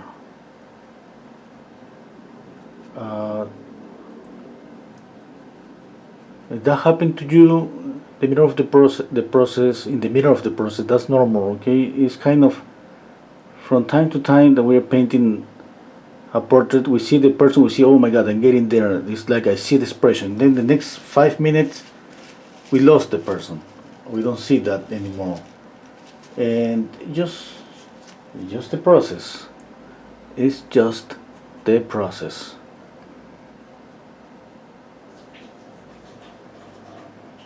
You know that I remember that because it's like one feeling of getting lost. Like we work, we're getting close, we're getting close, we're getting close, and in one moment we see, and wow, it kind of we're building up something, and somebody came and just throw everything away, and we got scared. We don't know what to do. It's like, oh, now what am I gonna do to get it back, to get the expression back? There is nothing that we can do. Everything is lost.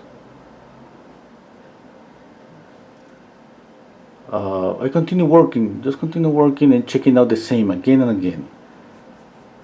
Checking out with the photograph, thinking about the alignment, okay, and a lot of observation, of course, trying to, and comparison, compare a lot.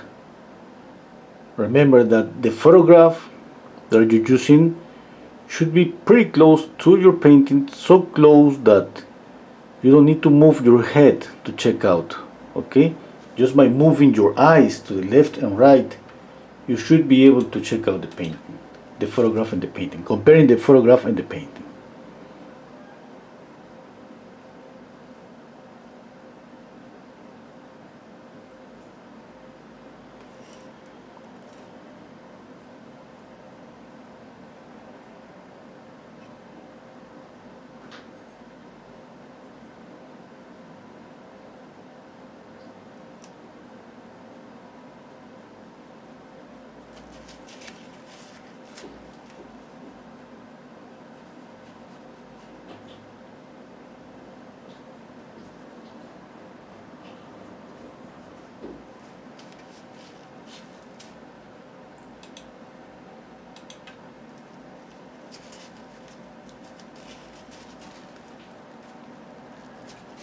Okay, let's make the nose a little bit rounded.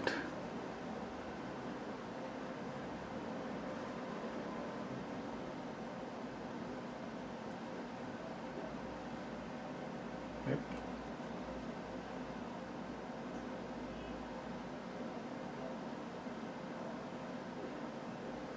Okay. Now let's see that she has a reflected light here. Okay, that's too bright. I'm gonna soften that a little bit.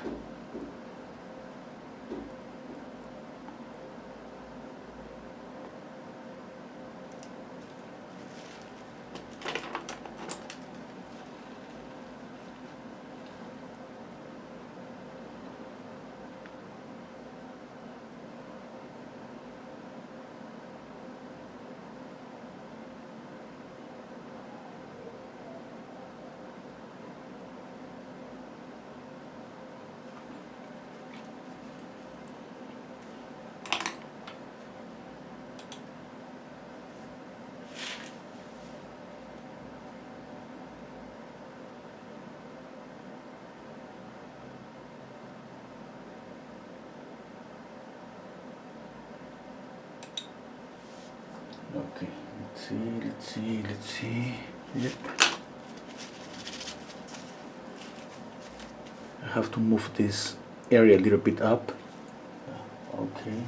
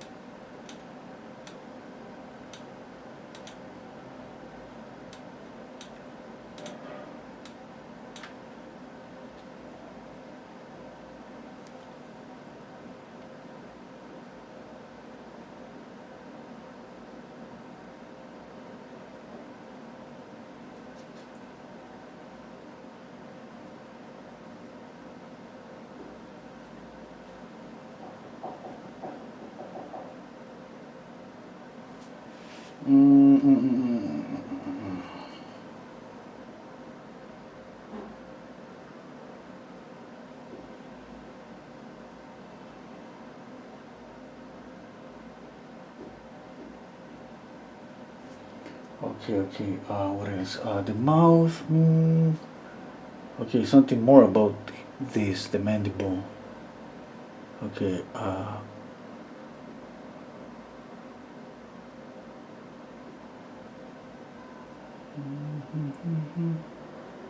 Oops.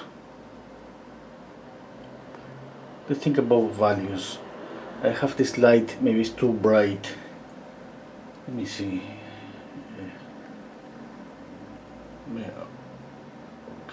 Okay, I'm gonna knock it down this.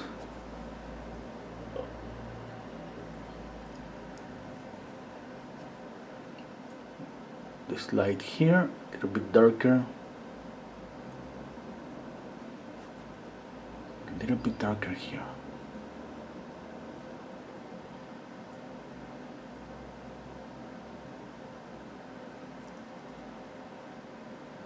Okay.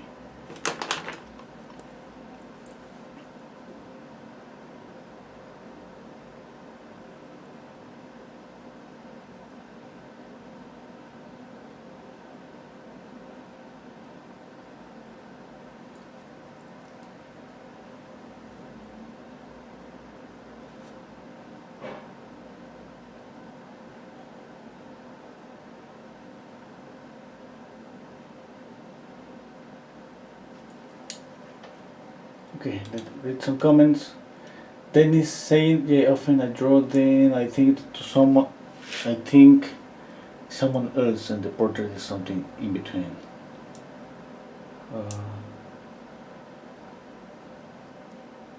Okay, the orderly way you paint is something that we all are trying to get better about. Okay.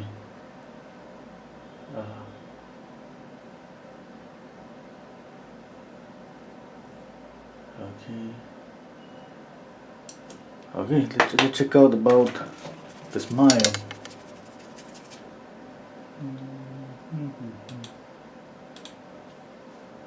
Yeah, let's reduce the thickness of the upper lip. Yeah, I see that's not okay. I'm gonna just use a light color and let's reduce it a little bit. Okay.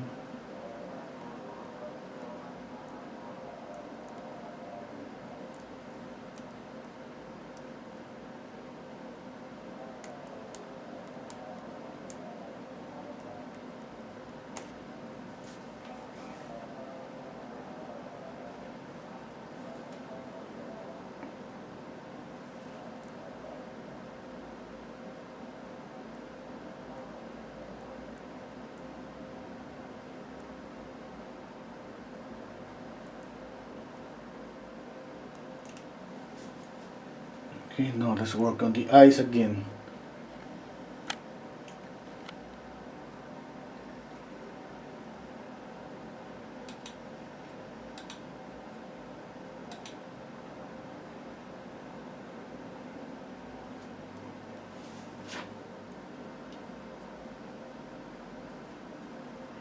Okay, I'm gonna add, let me zoom in the photograph.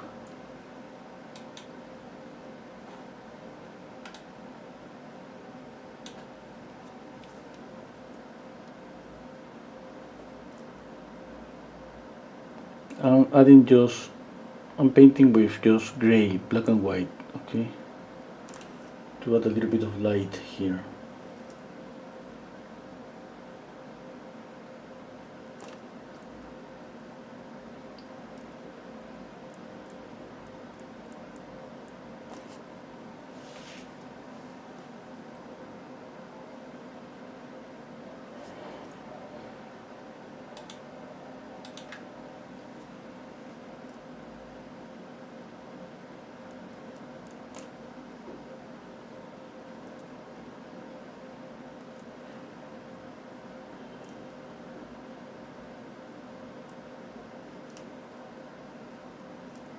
Okay, a little bit of light here too with gray. Not too much pressure, okay? really lightly. Okay, that's okay. And let's compare.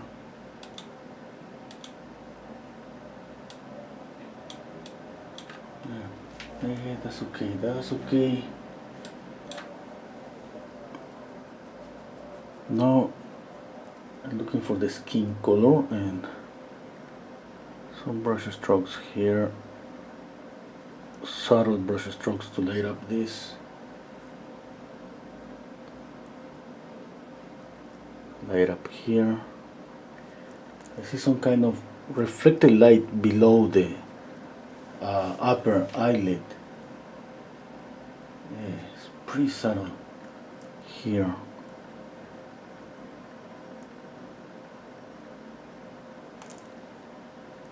Okay. Maybe I'm gonna erase that. I don't know if that's gonna help me with the painting. That's gonna just add more detail to the painting. But you know, sometimes details, we don't want details. I'm gonna soften that a little bit. Okay. It's there.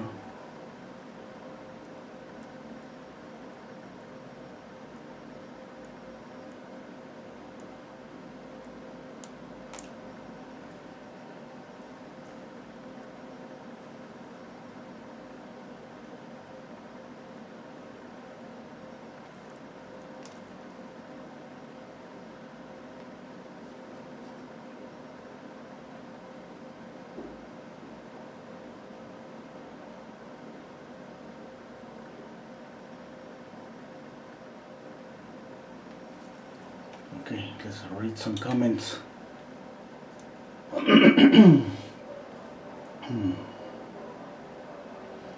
Bye, Mary.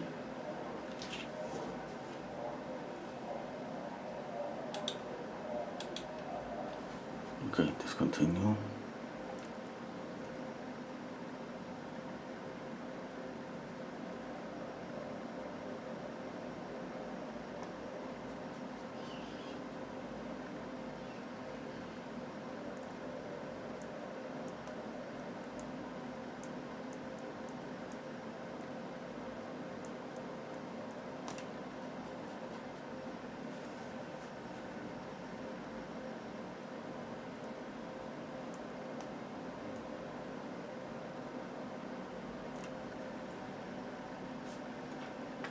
Let's put some eyelashes.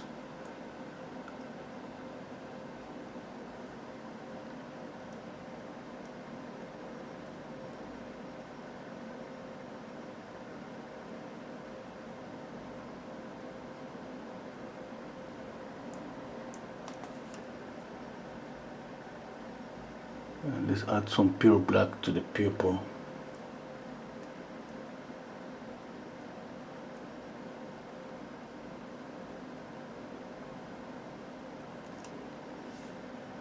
Okay, more black to the other pupil.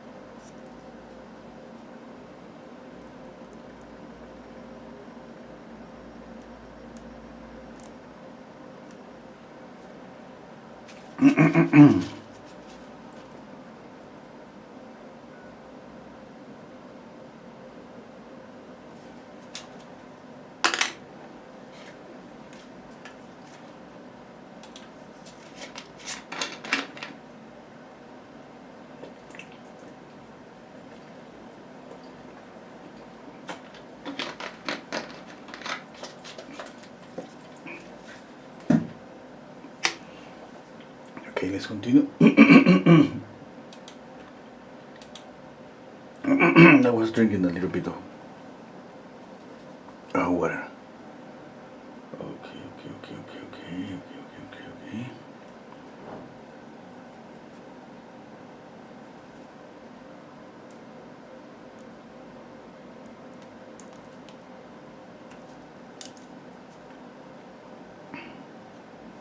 You can ask me anything you want. Okay. Sometimes I don't know what to say, what to speak about. I just so focus on and here. But I love. I have worked on. I have shared studios with so many friends, and I got used to for some time just to kind of paint with my friends, speaking, and all of them they're just joking around and speaking out loud, drinking some beers. And for me, it was painting, speaking and painting at the same time.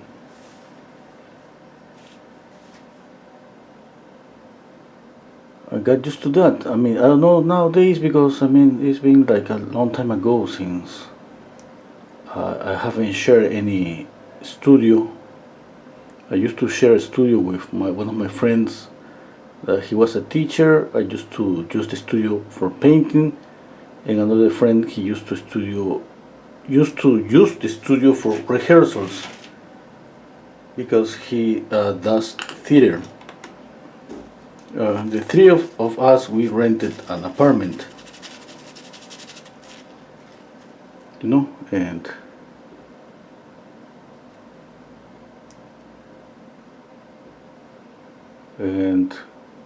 that was pretty nice.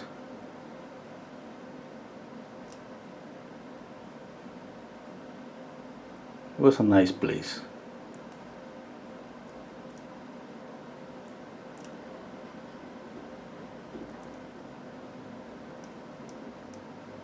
For so many times I was renting studios, you know, to paint more alone.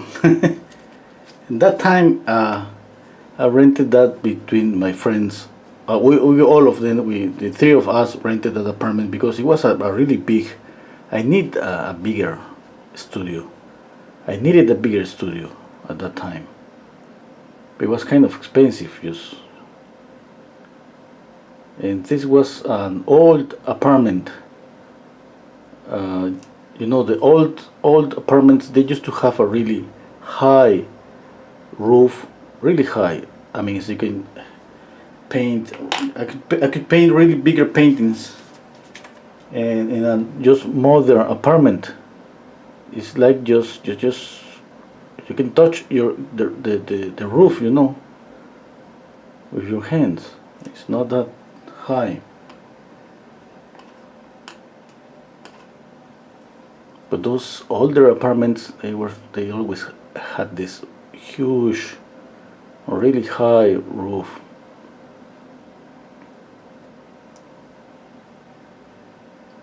And that was pretty good for me.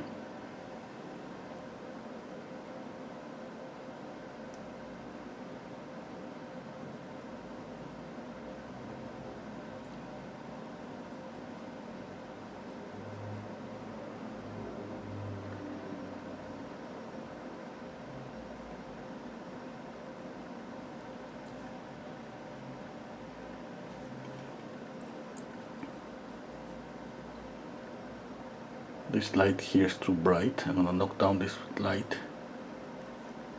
Yeah, that's better. I need darker eyelashes here.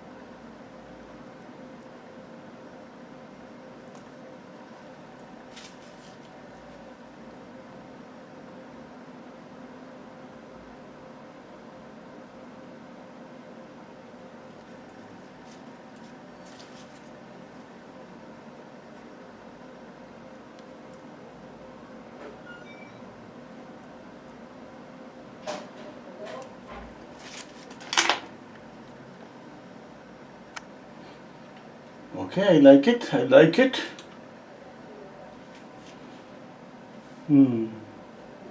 Okay, Nikki. Bye. Take care. Thank you.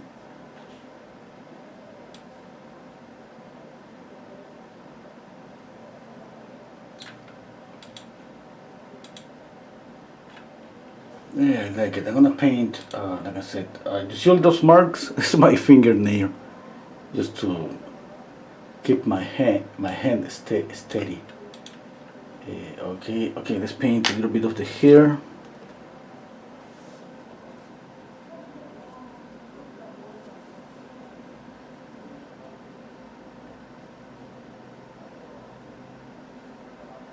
Just some brush strokes here.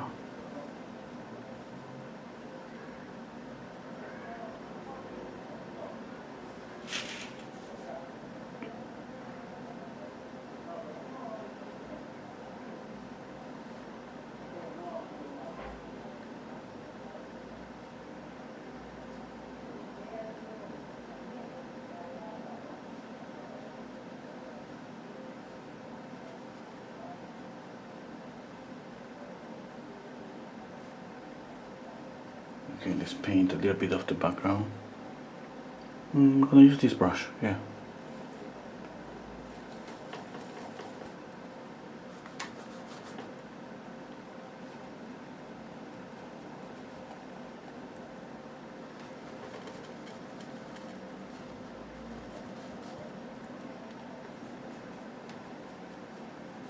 I need more black.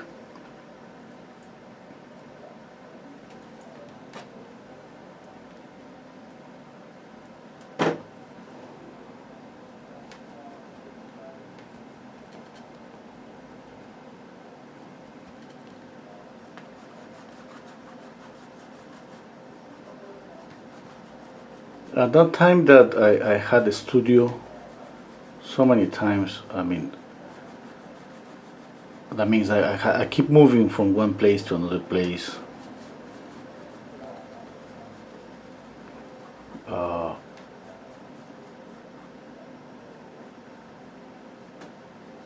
I haven't painted so many portraits. I was painting just kind of my own creations, for saying some way. Kind of surrealistic paintings.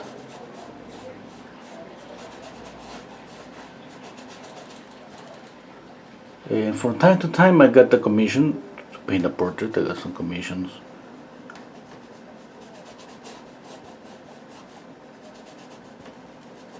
And nowadays, I don't know, I'm loving painting portraits. I don't know, maybe it's the challenge.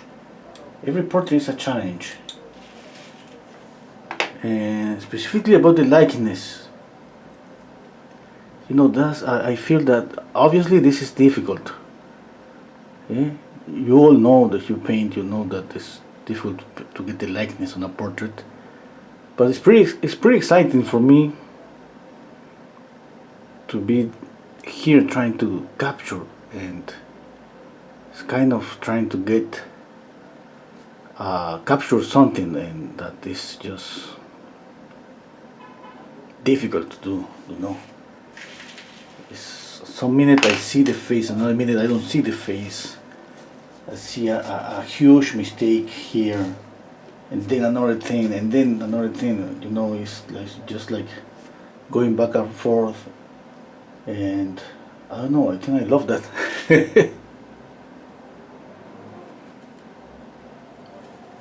I love the challenge.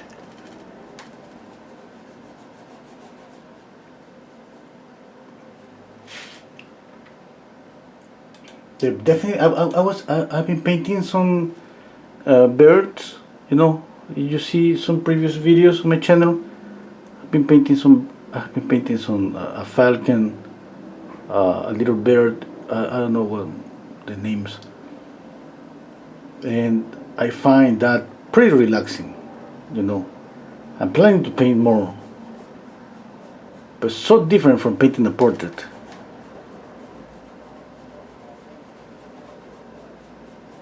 Painting a portrait, you get caught up here with this. You go back and forth. You feel the pressure, you feel the, it's kind of exciting.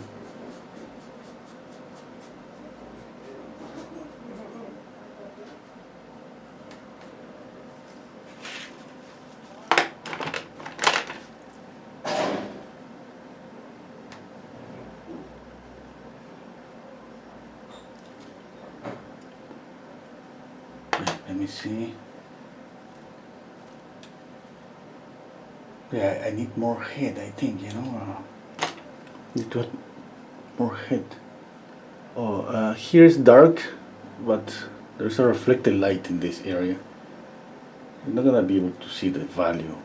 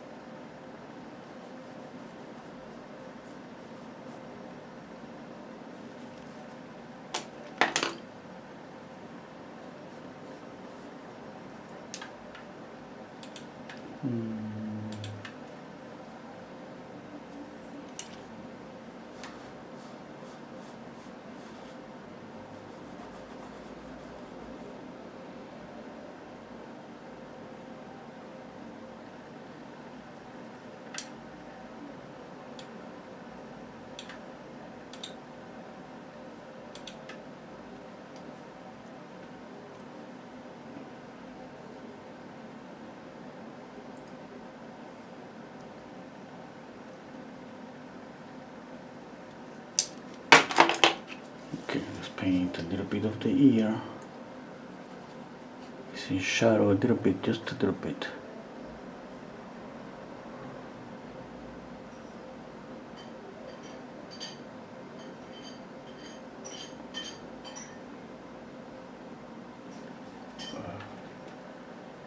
I have just like 30 minutes. I have to take my son to the swimming pool. No. Okay, let me check out the stepping back. Yeah, I see something is not okay here. Let's continue working on the ear a little bit. Just insinuate this. Yeah, I have to correct that.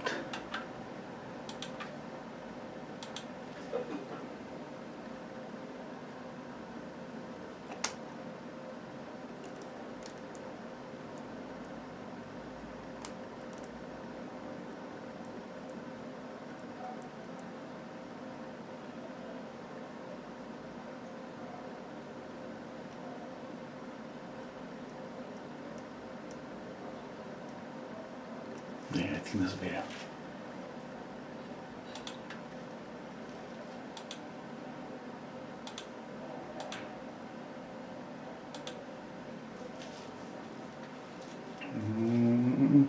Here too, I have to reduce this. Yep.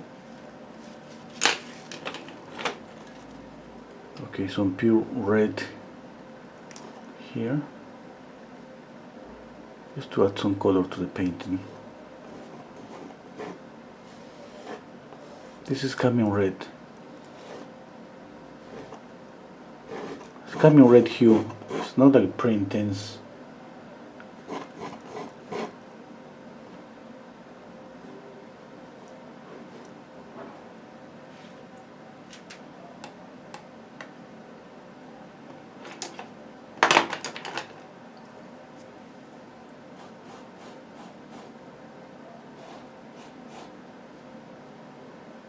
Looks like vermilion, yeah? It's because of the contrast, I think. Okay, let me see. Yeah, I have to make this side, narrow this side of the face a little bit. Yeah, I think I get the expression one eye, but the other eye, yeah, maybe it's about to, let me see. Moving this corner a little bit lower just to make the eye a little bit sad. Okay, yeah.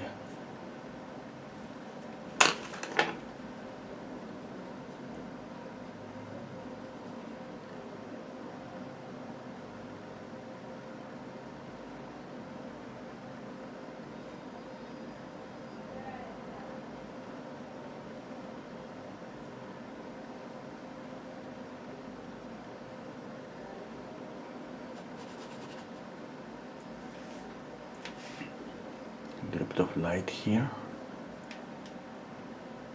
A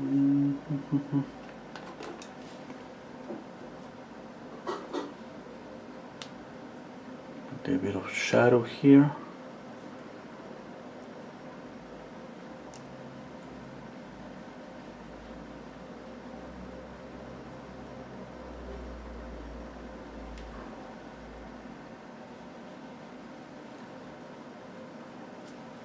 Okay, let's read the comments. Thank you, Joyce. Thank you, Klaus. Desiree, could please tell me.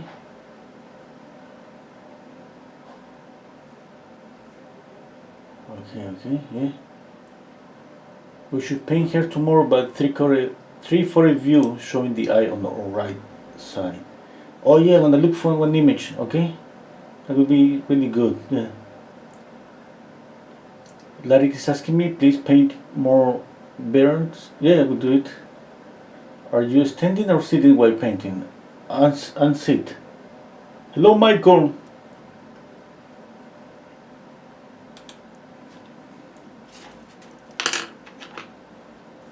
Yeah, I think I couldn't be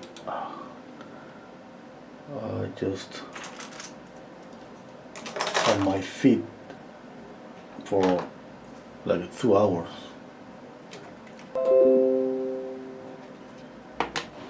Sometimes more, yeah.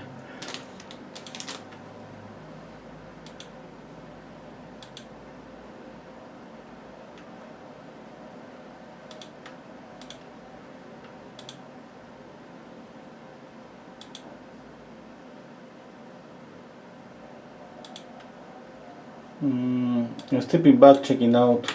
Okay, you know where's what I'm doing wrong. Okay, maybe it's the size of the nose. Let me see. I see a wrinkle here, crossing a little bit here. I'm doubting about adding the wrinkle, but I'll do it. Just like, let me think a little bit more. Yeah. What else? What else? What else? Have to make this a little bit darker.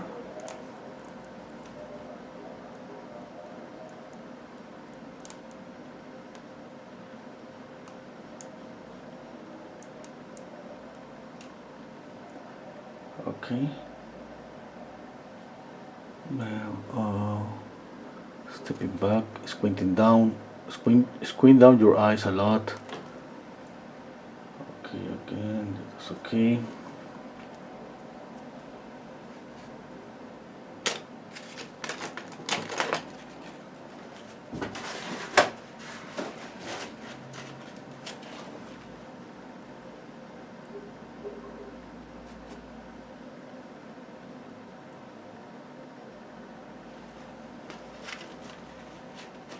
Yeah.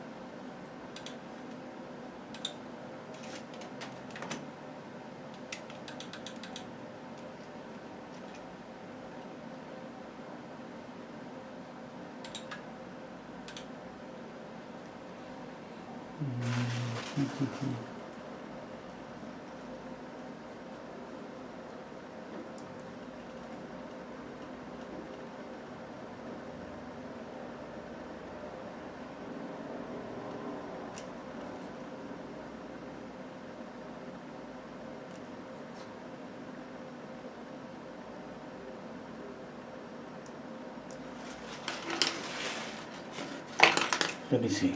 Okay.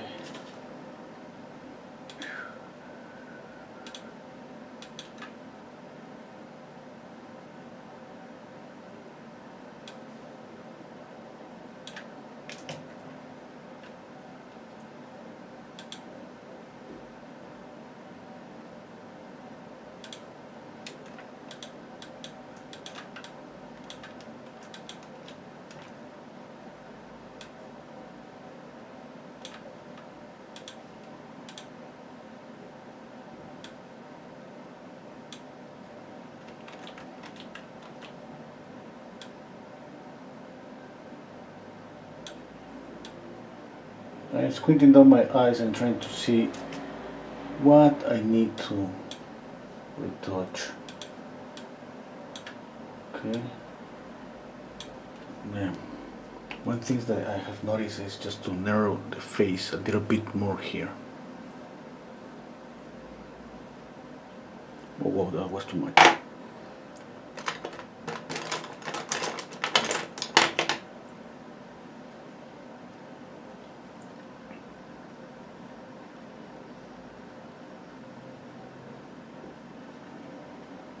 Okay.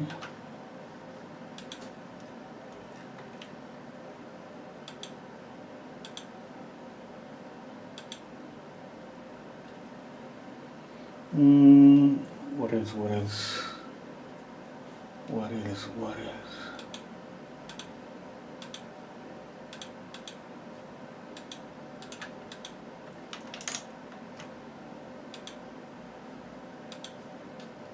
Yeah, more light here.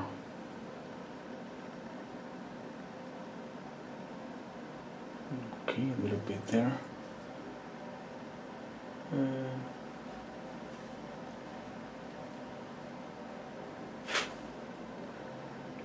A little bit darker here.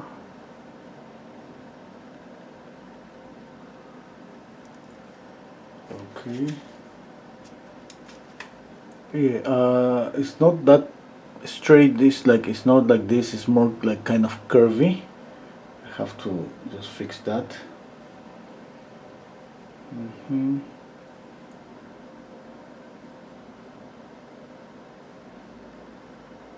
A little bit like this. Okay.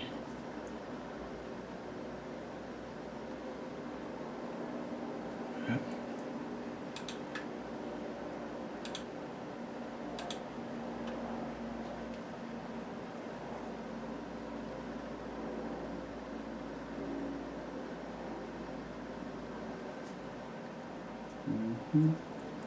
More. Okay, step back. Okay, let's darken up here a little bit.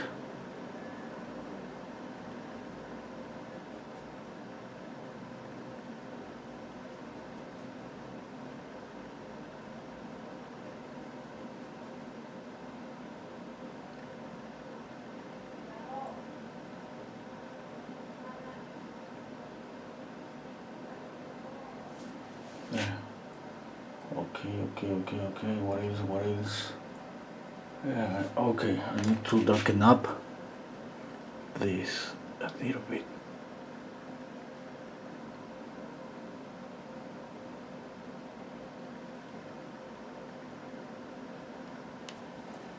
Okay.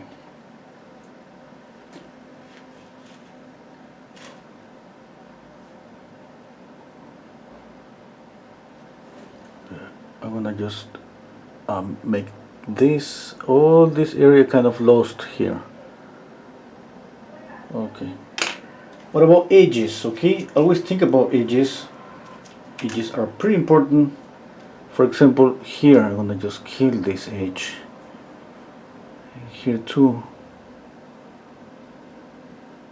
You know, by softening edges, you can add a little bit of movement to the hair instead of keeping sharp edges, trying to make details. You know, that's the difference of, for example, with let's say when we try to make so many details, we can add some illusion of movement when we soften an edge, and when we exaggerate that even a little bit more. Okay.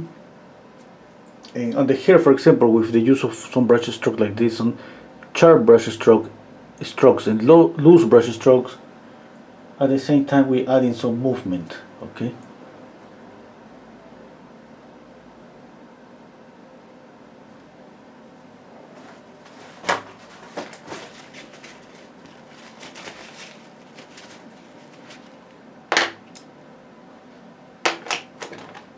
Okay, let's continue. I'm using almost no paint.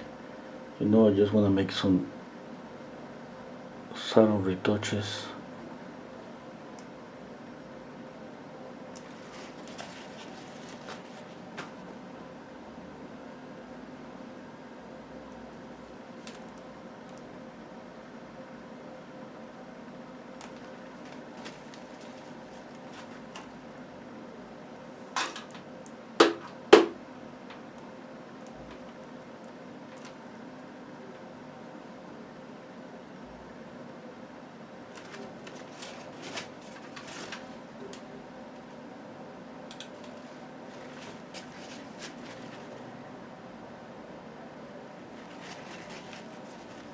Okay.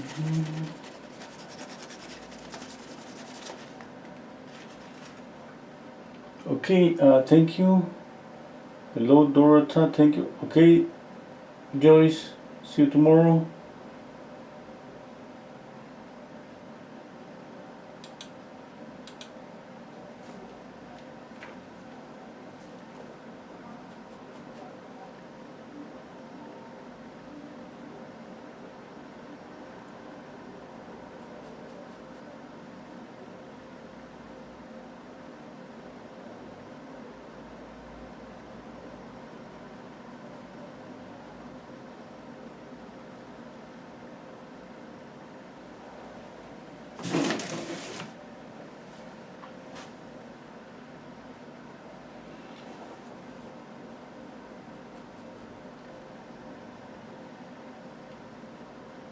I see some wrinkles on the forehead.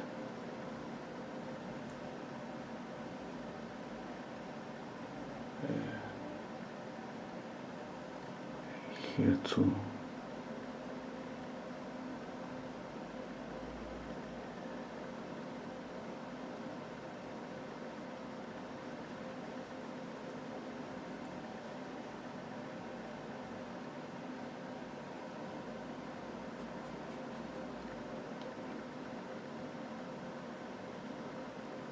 I'm just narrowing the upper lip a little bit.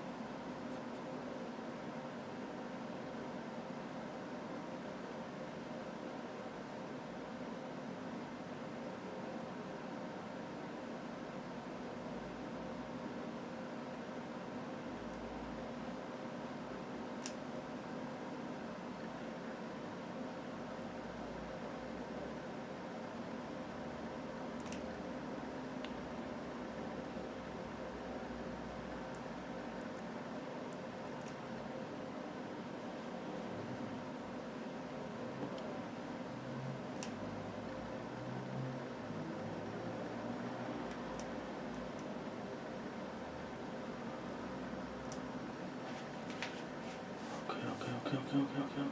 Oh, I need a little bit more light here.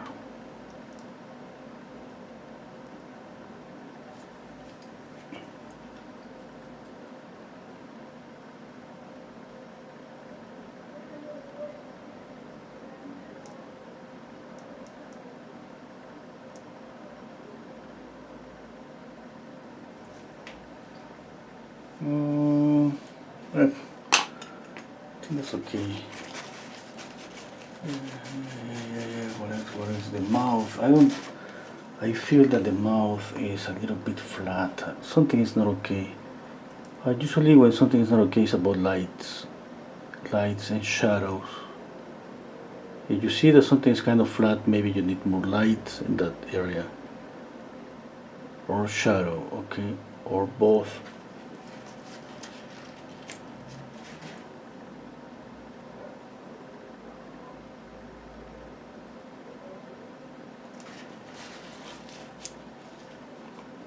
I mean, adding light is not always the only solution to light up a color. You cannot just add more darker colors around a lighter color to make it look lighter by contrast.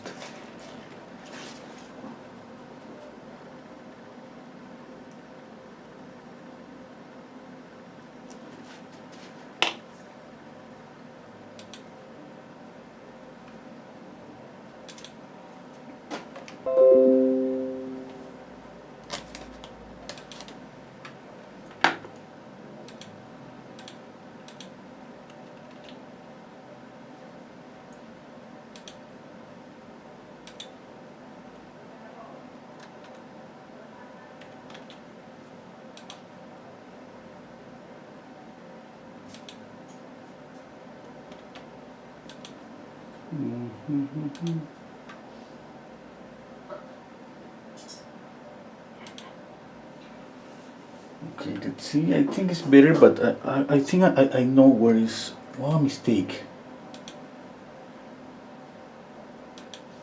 Not so sure, but I think.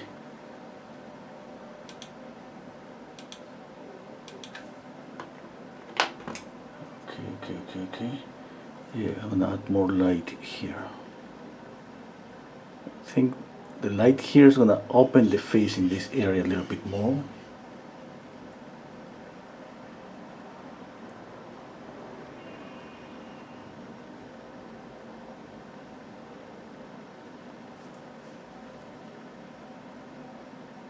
Yeah. Now I need to soften the eyes. Just a minute. Sí. Sí. Okay, I need to soften the eyes a little bit.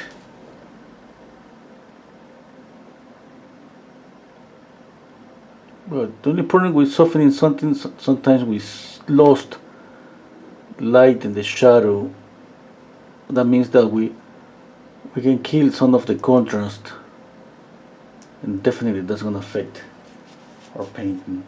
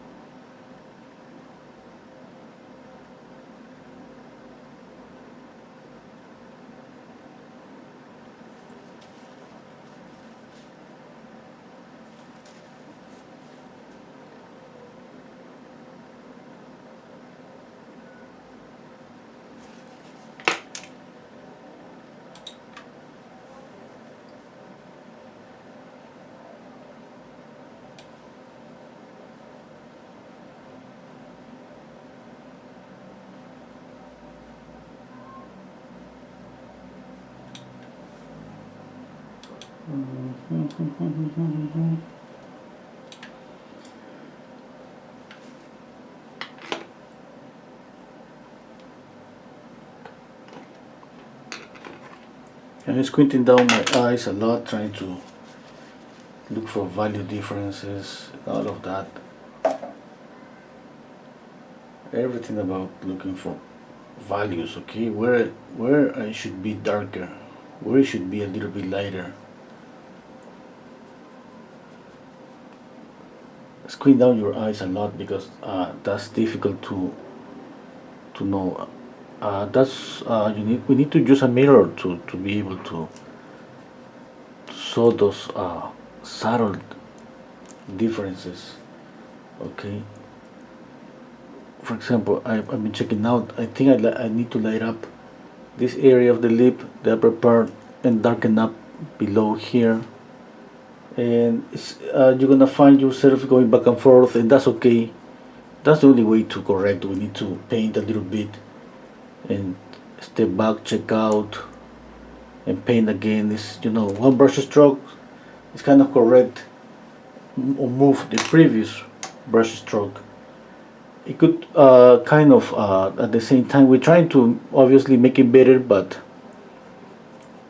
maybe some brush stroke is gonna just make it worse, and that's gonna happen. That's part of the process. Don't judge yourself too much, like, okay, I'm making too many mistakes. No, it's just that we go around kind of building up and destroying the face during the whole process.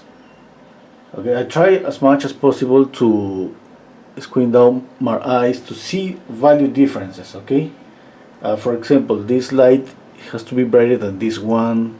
The highlight on the nose should be the lightest light. Okay, things like that.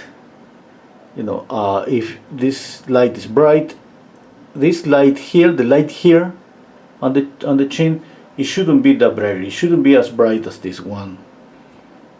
For example, this area of the mouth, the upper part, is always here on the edge of the mouth, the corner of the mouth, the upper part is always a little bit darker. Why? Because the mouth is something that is curving. Okay, it's not flat. Now, to get that, this kind of difficult. Sometimes we don't see that on the photograph. Okay, when you don't see things on the photograph, remember you need to know those things in order to make corrections. It's like, it's not like they are not in the photograph. It's just like we don't see them. Why? Maybe because of we don't have enough experience yet. Okay, or maybe it's because we are tired. That's it. We don't see no more.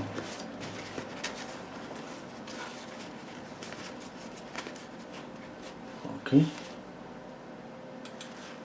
Yeah. Okay, I'm gonna soften this a little bit. And the edge is gonna be always a problem.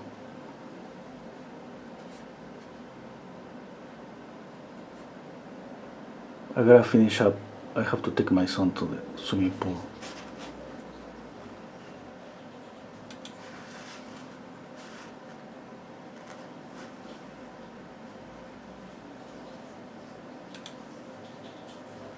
I think I got so close. I'm happy with the painting.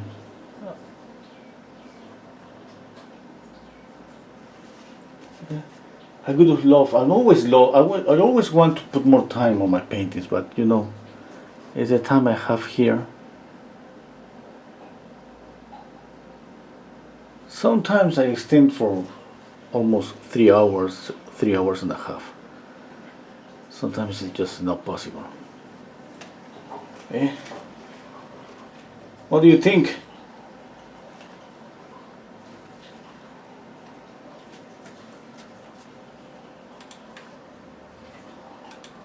Okay.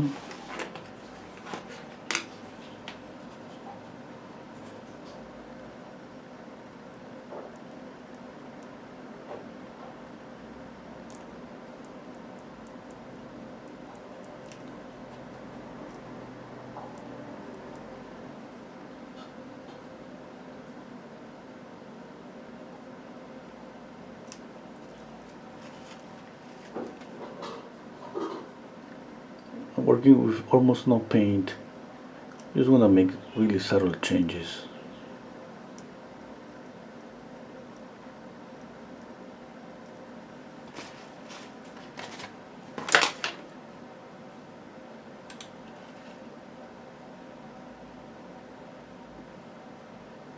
Yeah.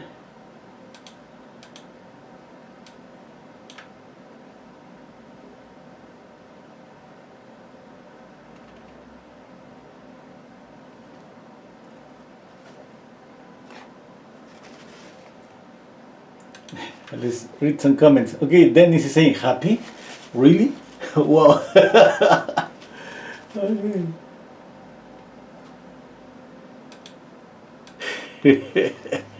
I shouldn't be happy. Yeah, but I'm happy. That's, you know. What can I say?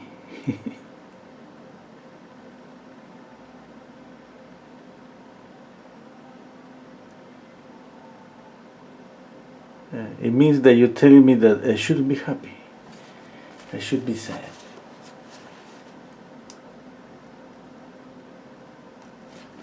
Okay, last retouches.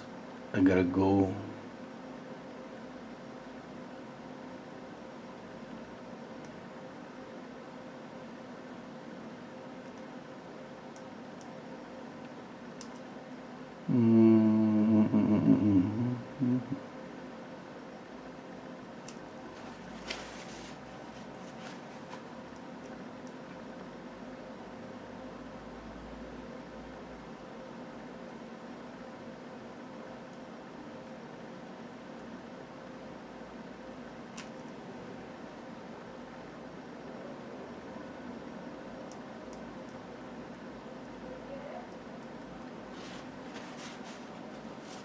Okay, I need to solve that.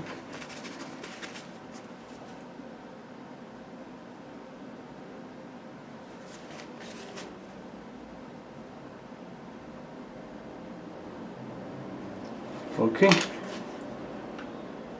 think that's it for today. Thank you, Joyce. Thank you, Monique. Thank you, Desiree. Thank you, Anna.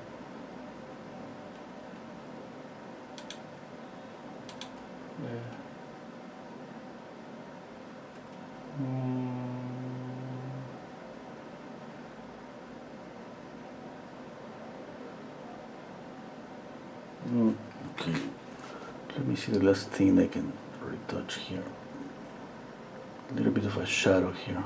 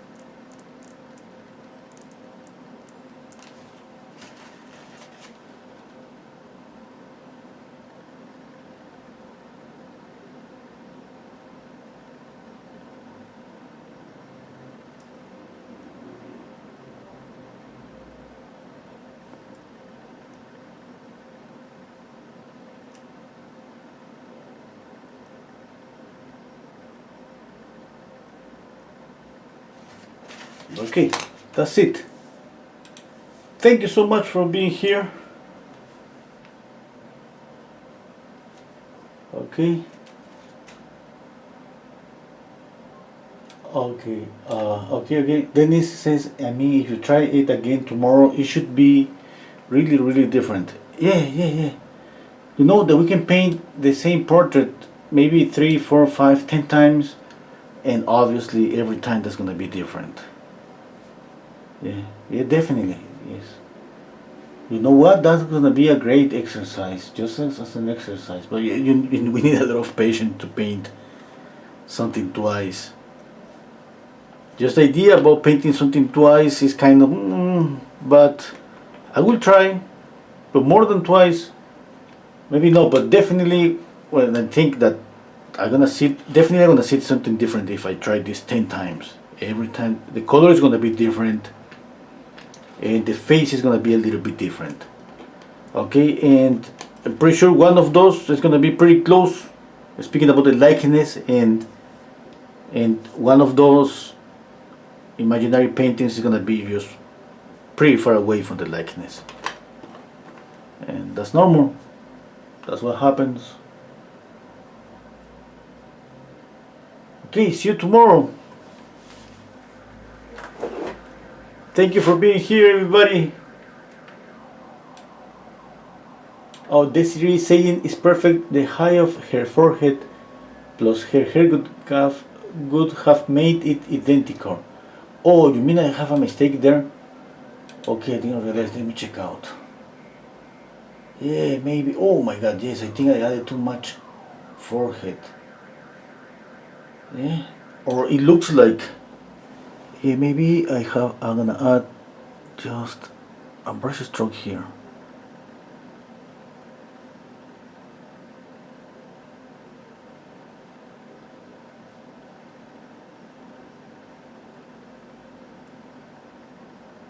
Okay, yeah. Thank you. I always appreciate the critiques. You know, we always need critiques because that helps us a lot to when we don't see. After painting 2 hours, definitely we're gonna just get tired, and sometimes the critique is just like a slap on the face, and you see, oh my god, I see that. Okay, thank you, everybody. Take care. See you tomorrow. Okay.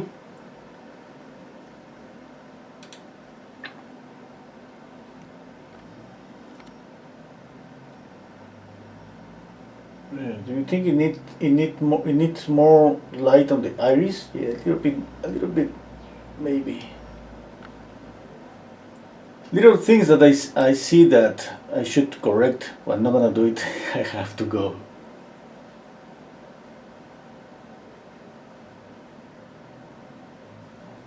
Maybe just one thing.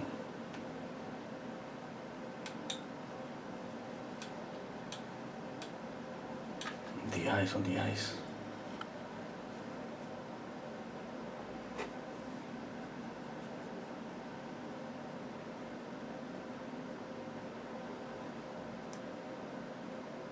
She has like more sleepy eyes.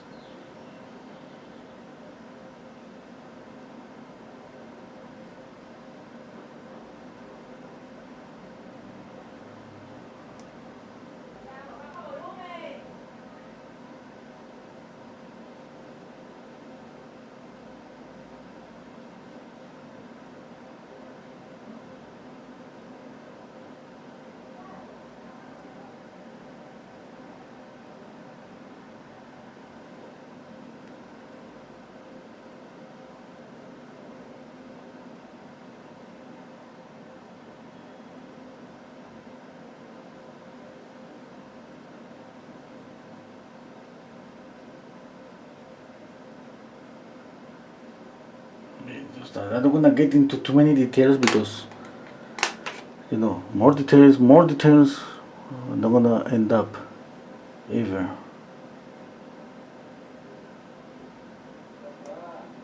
Well, I gotta go. Yes, my son is calling me. Bye. Take care, everybody. Sí.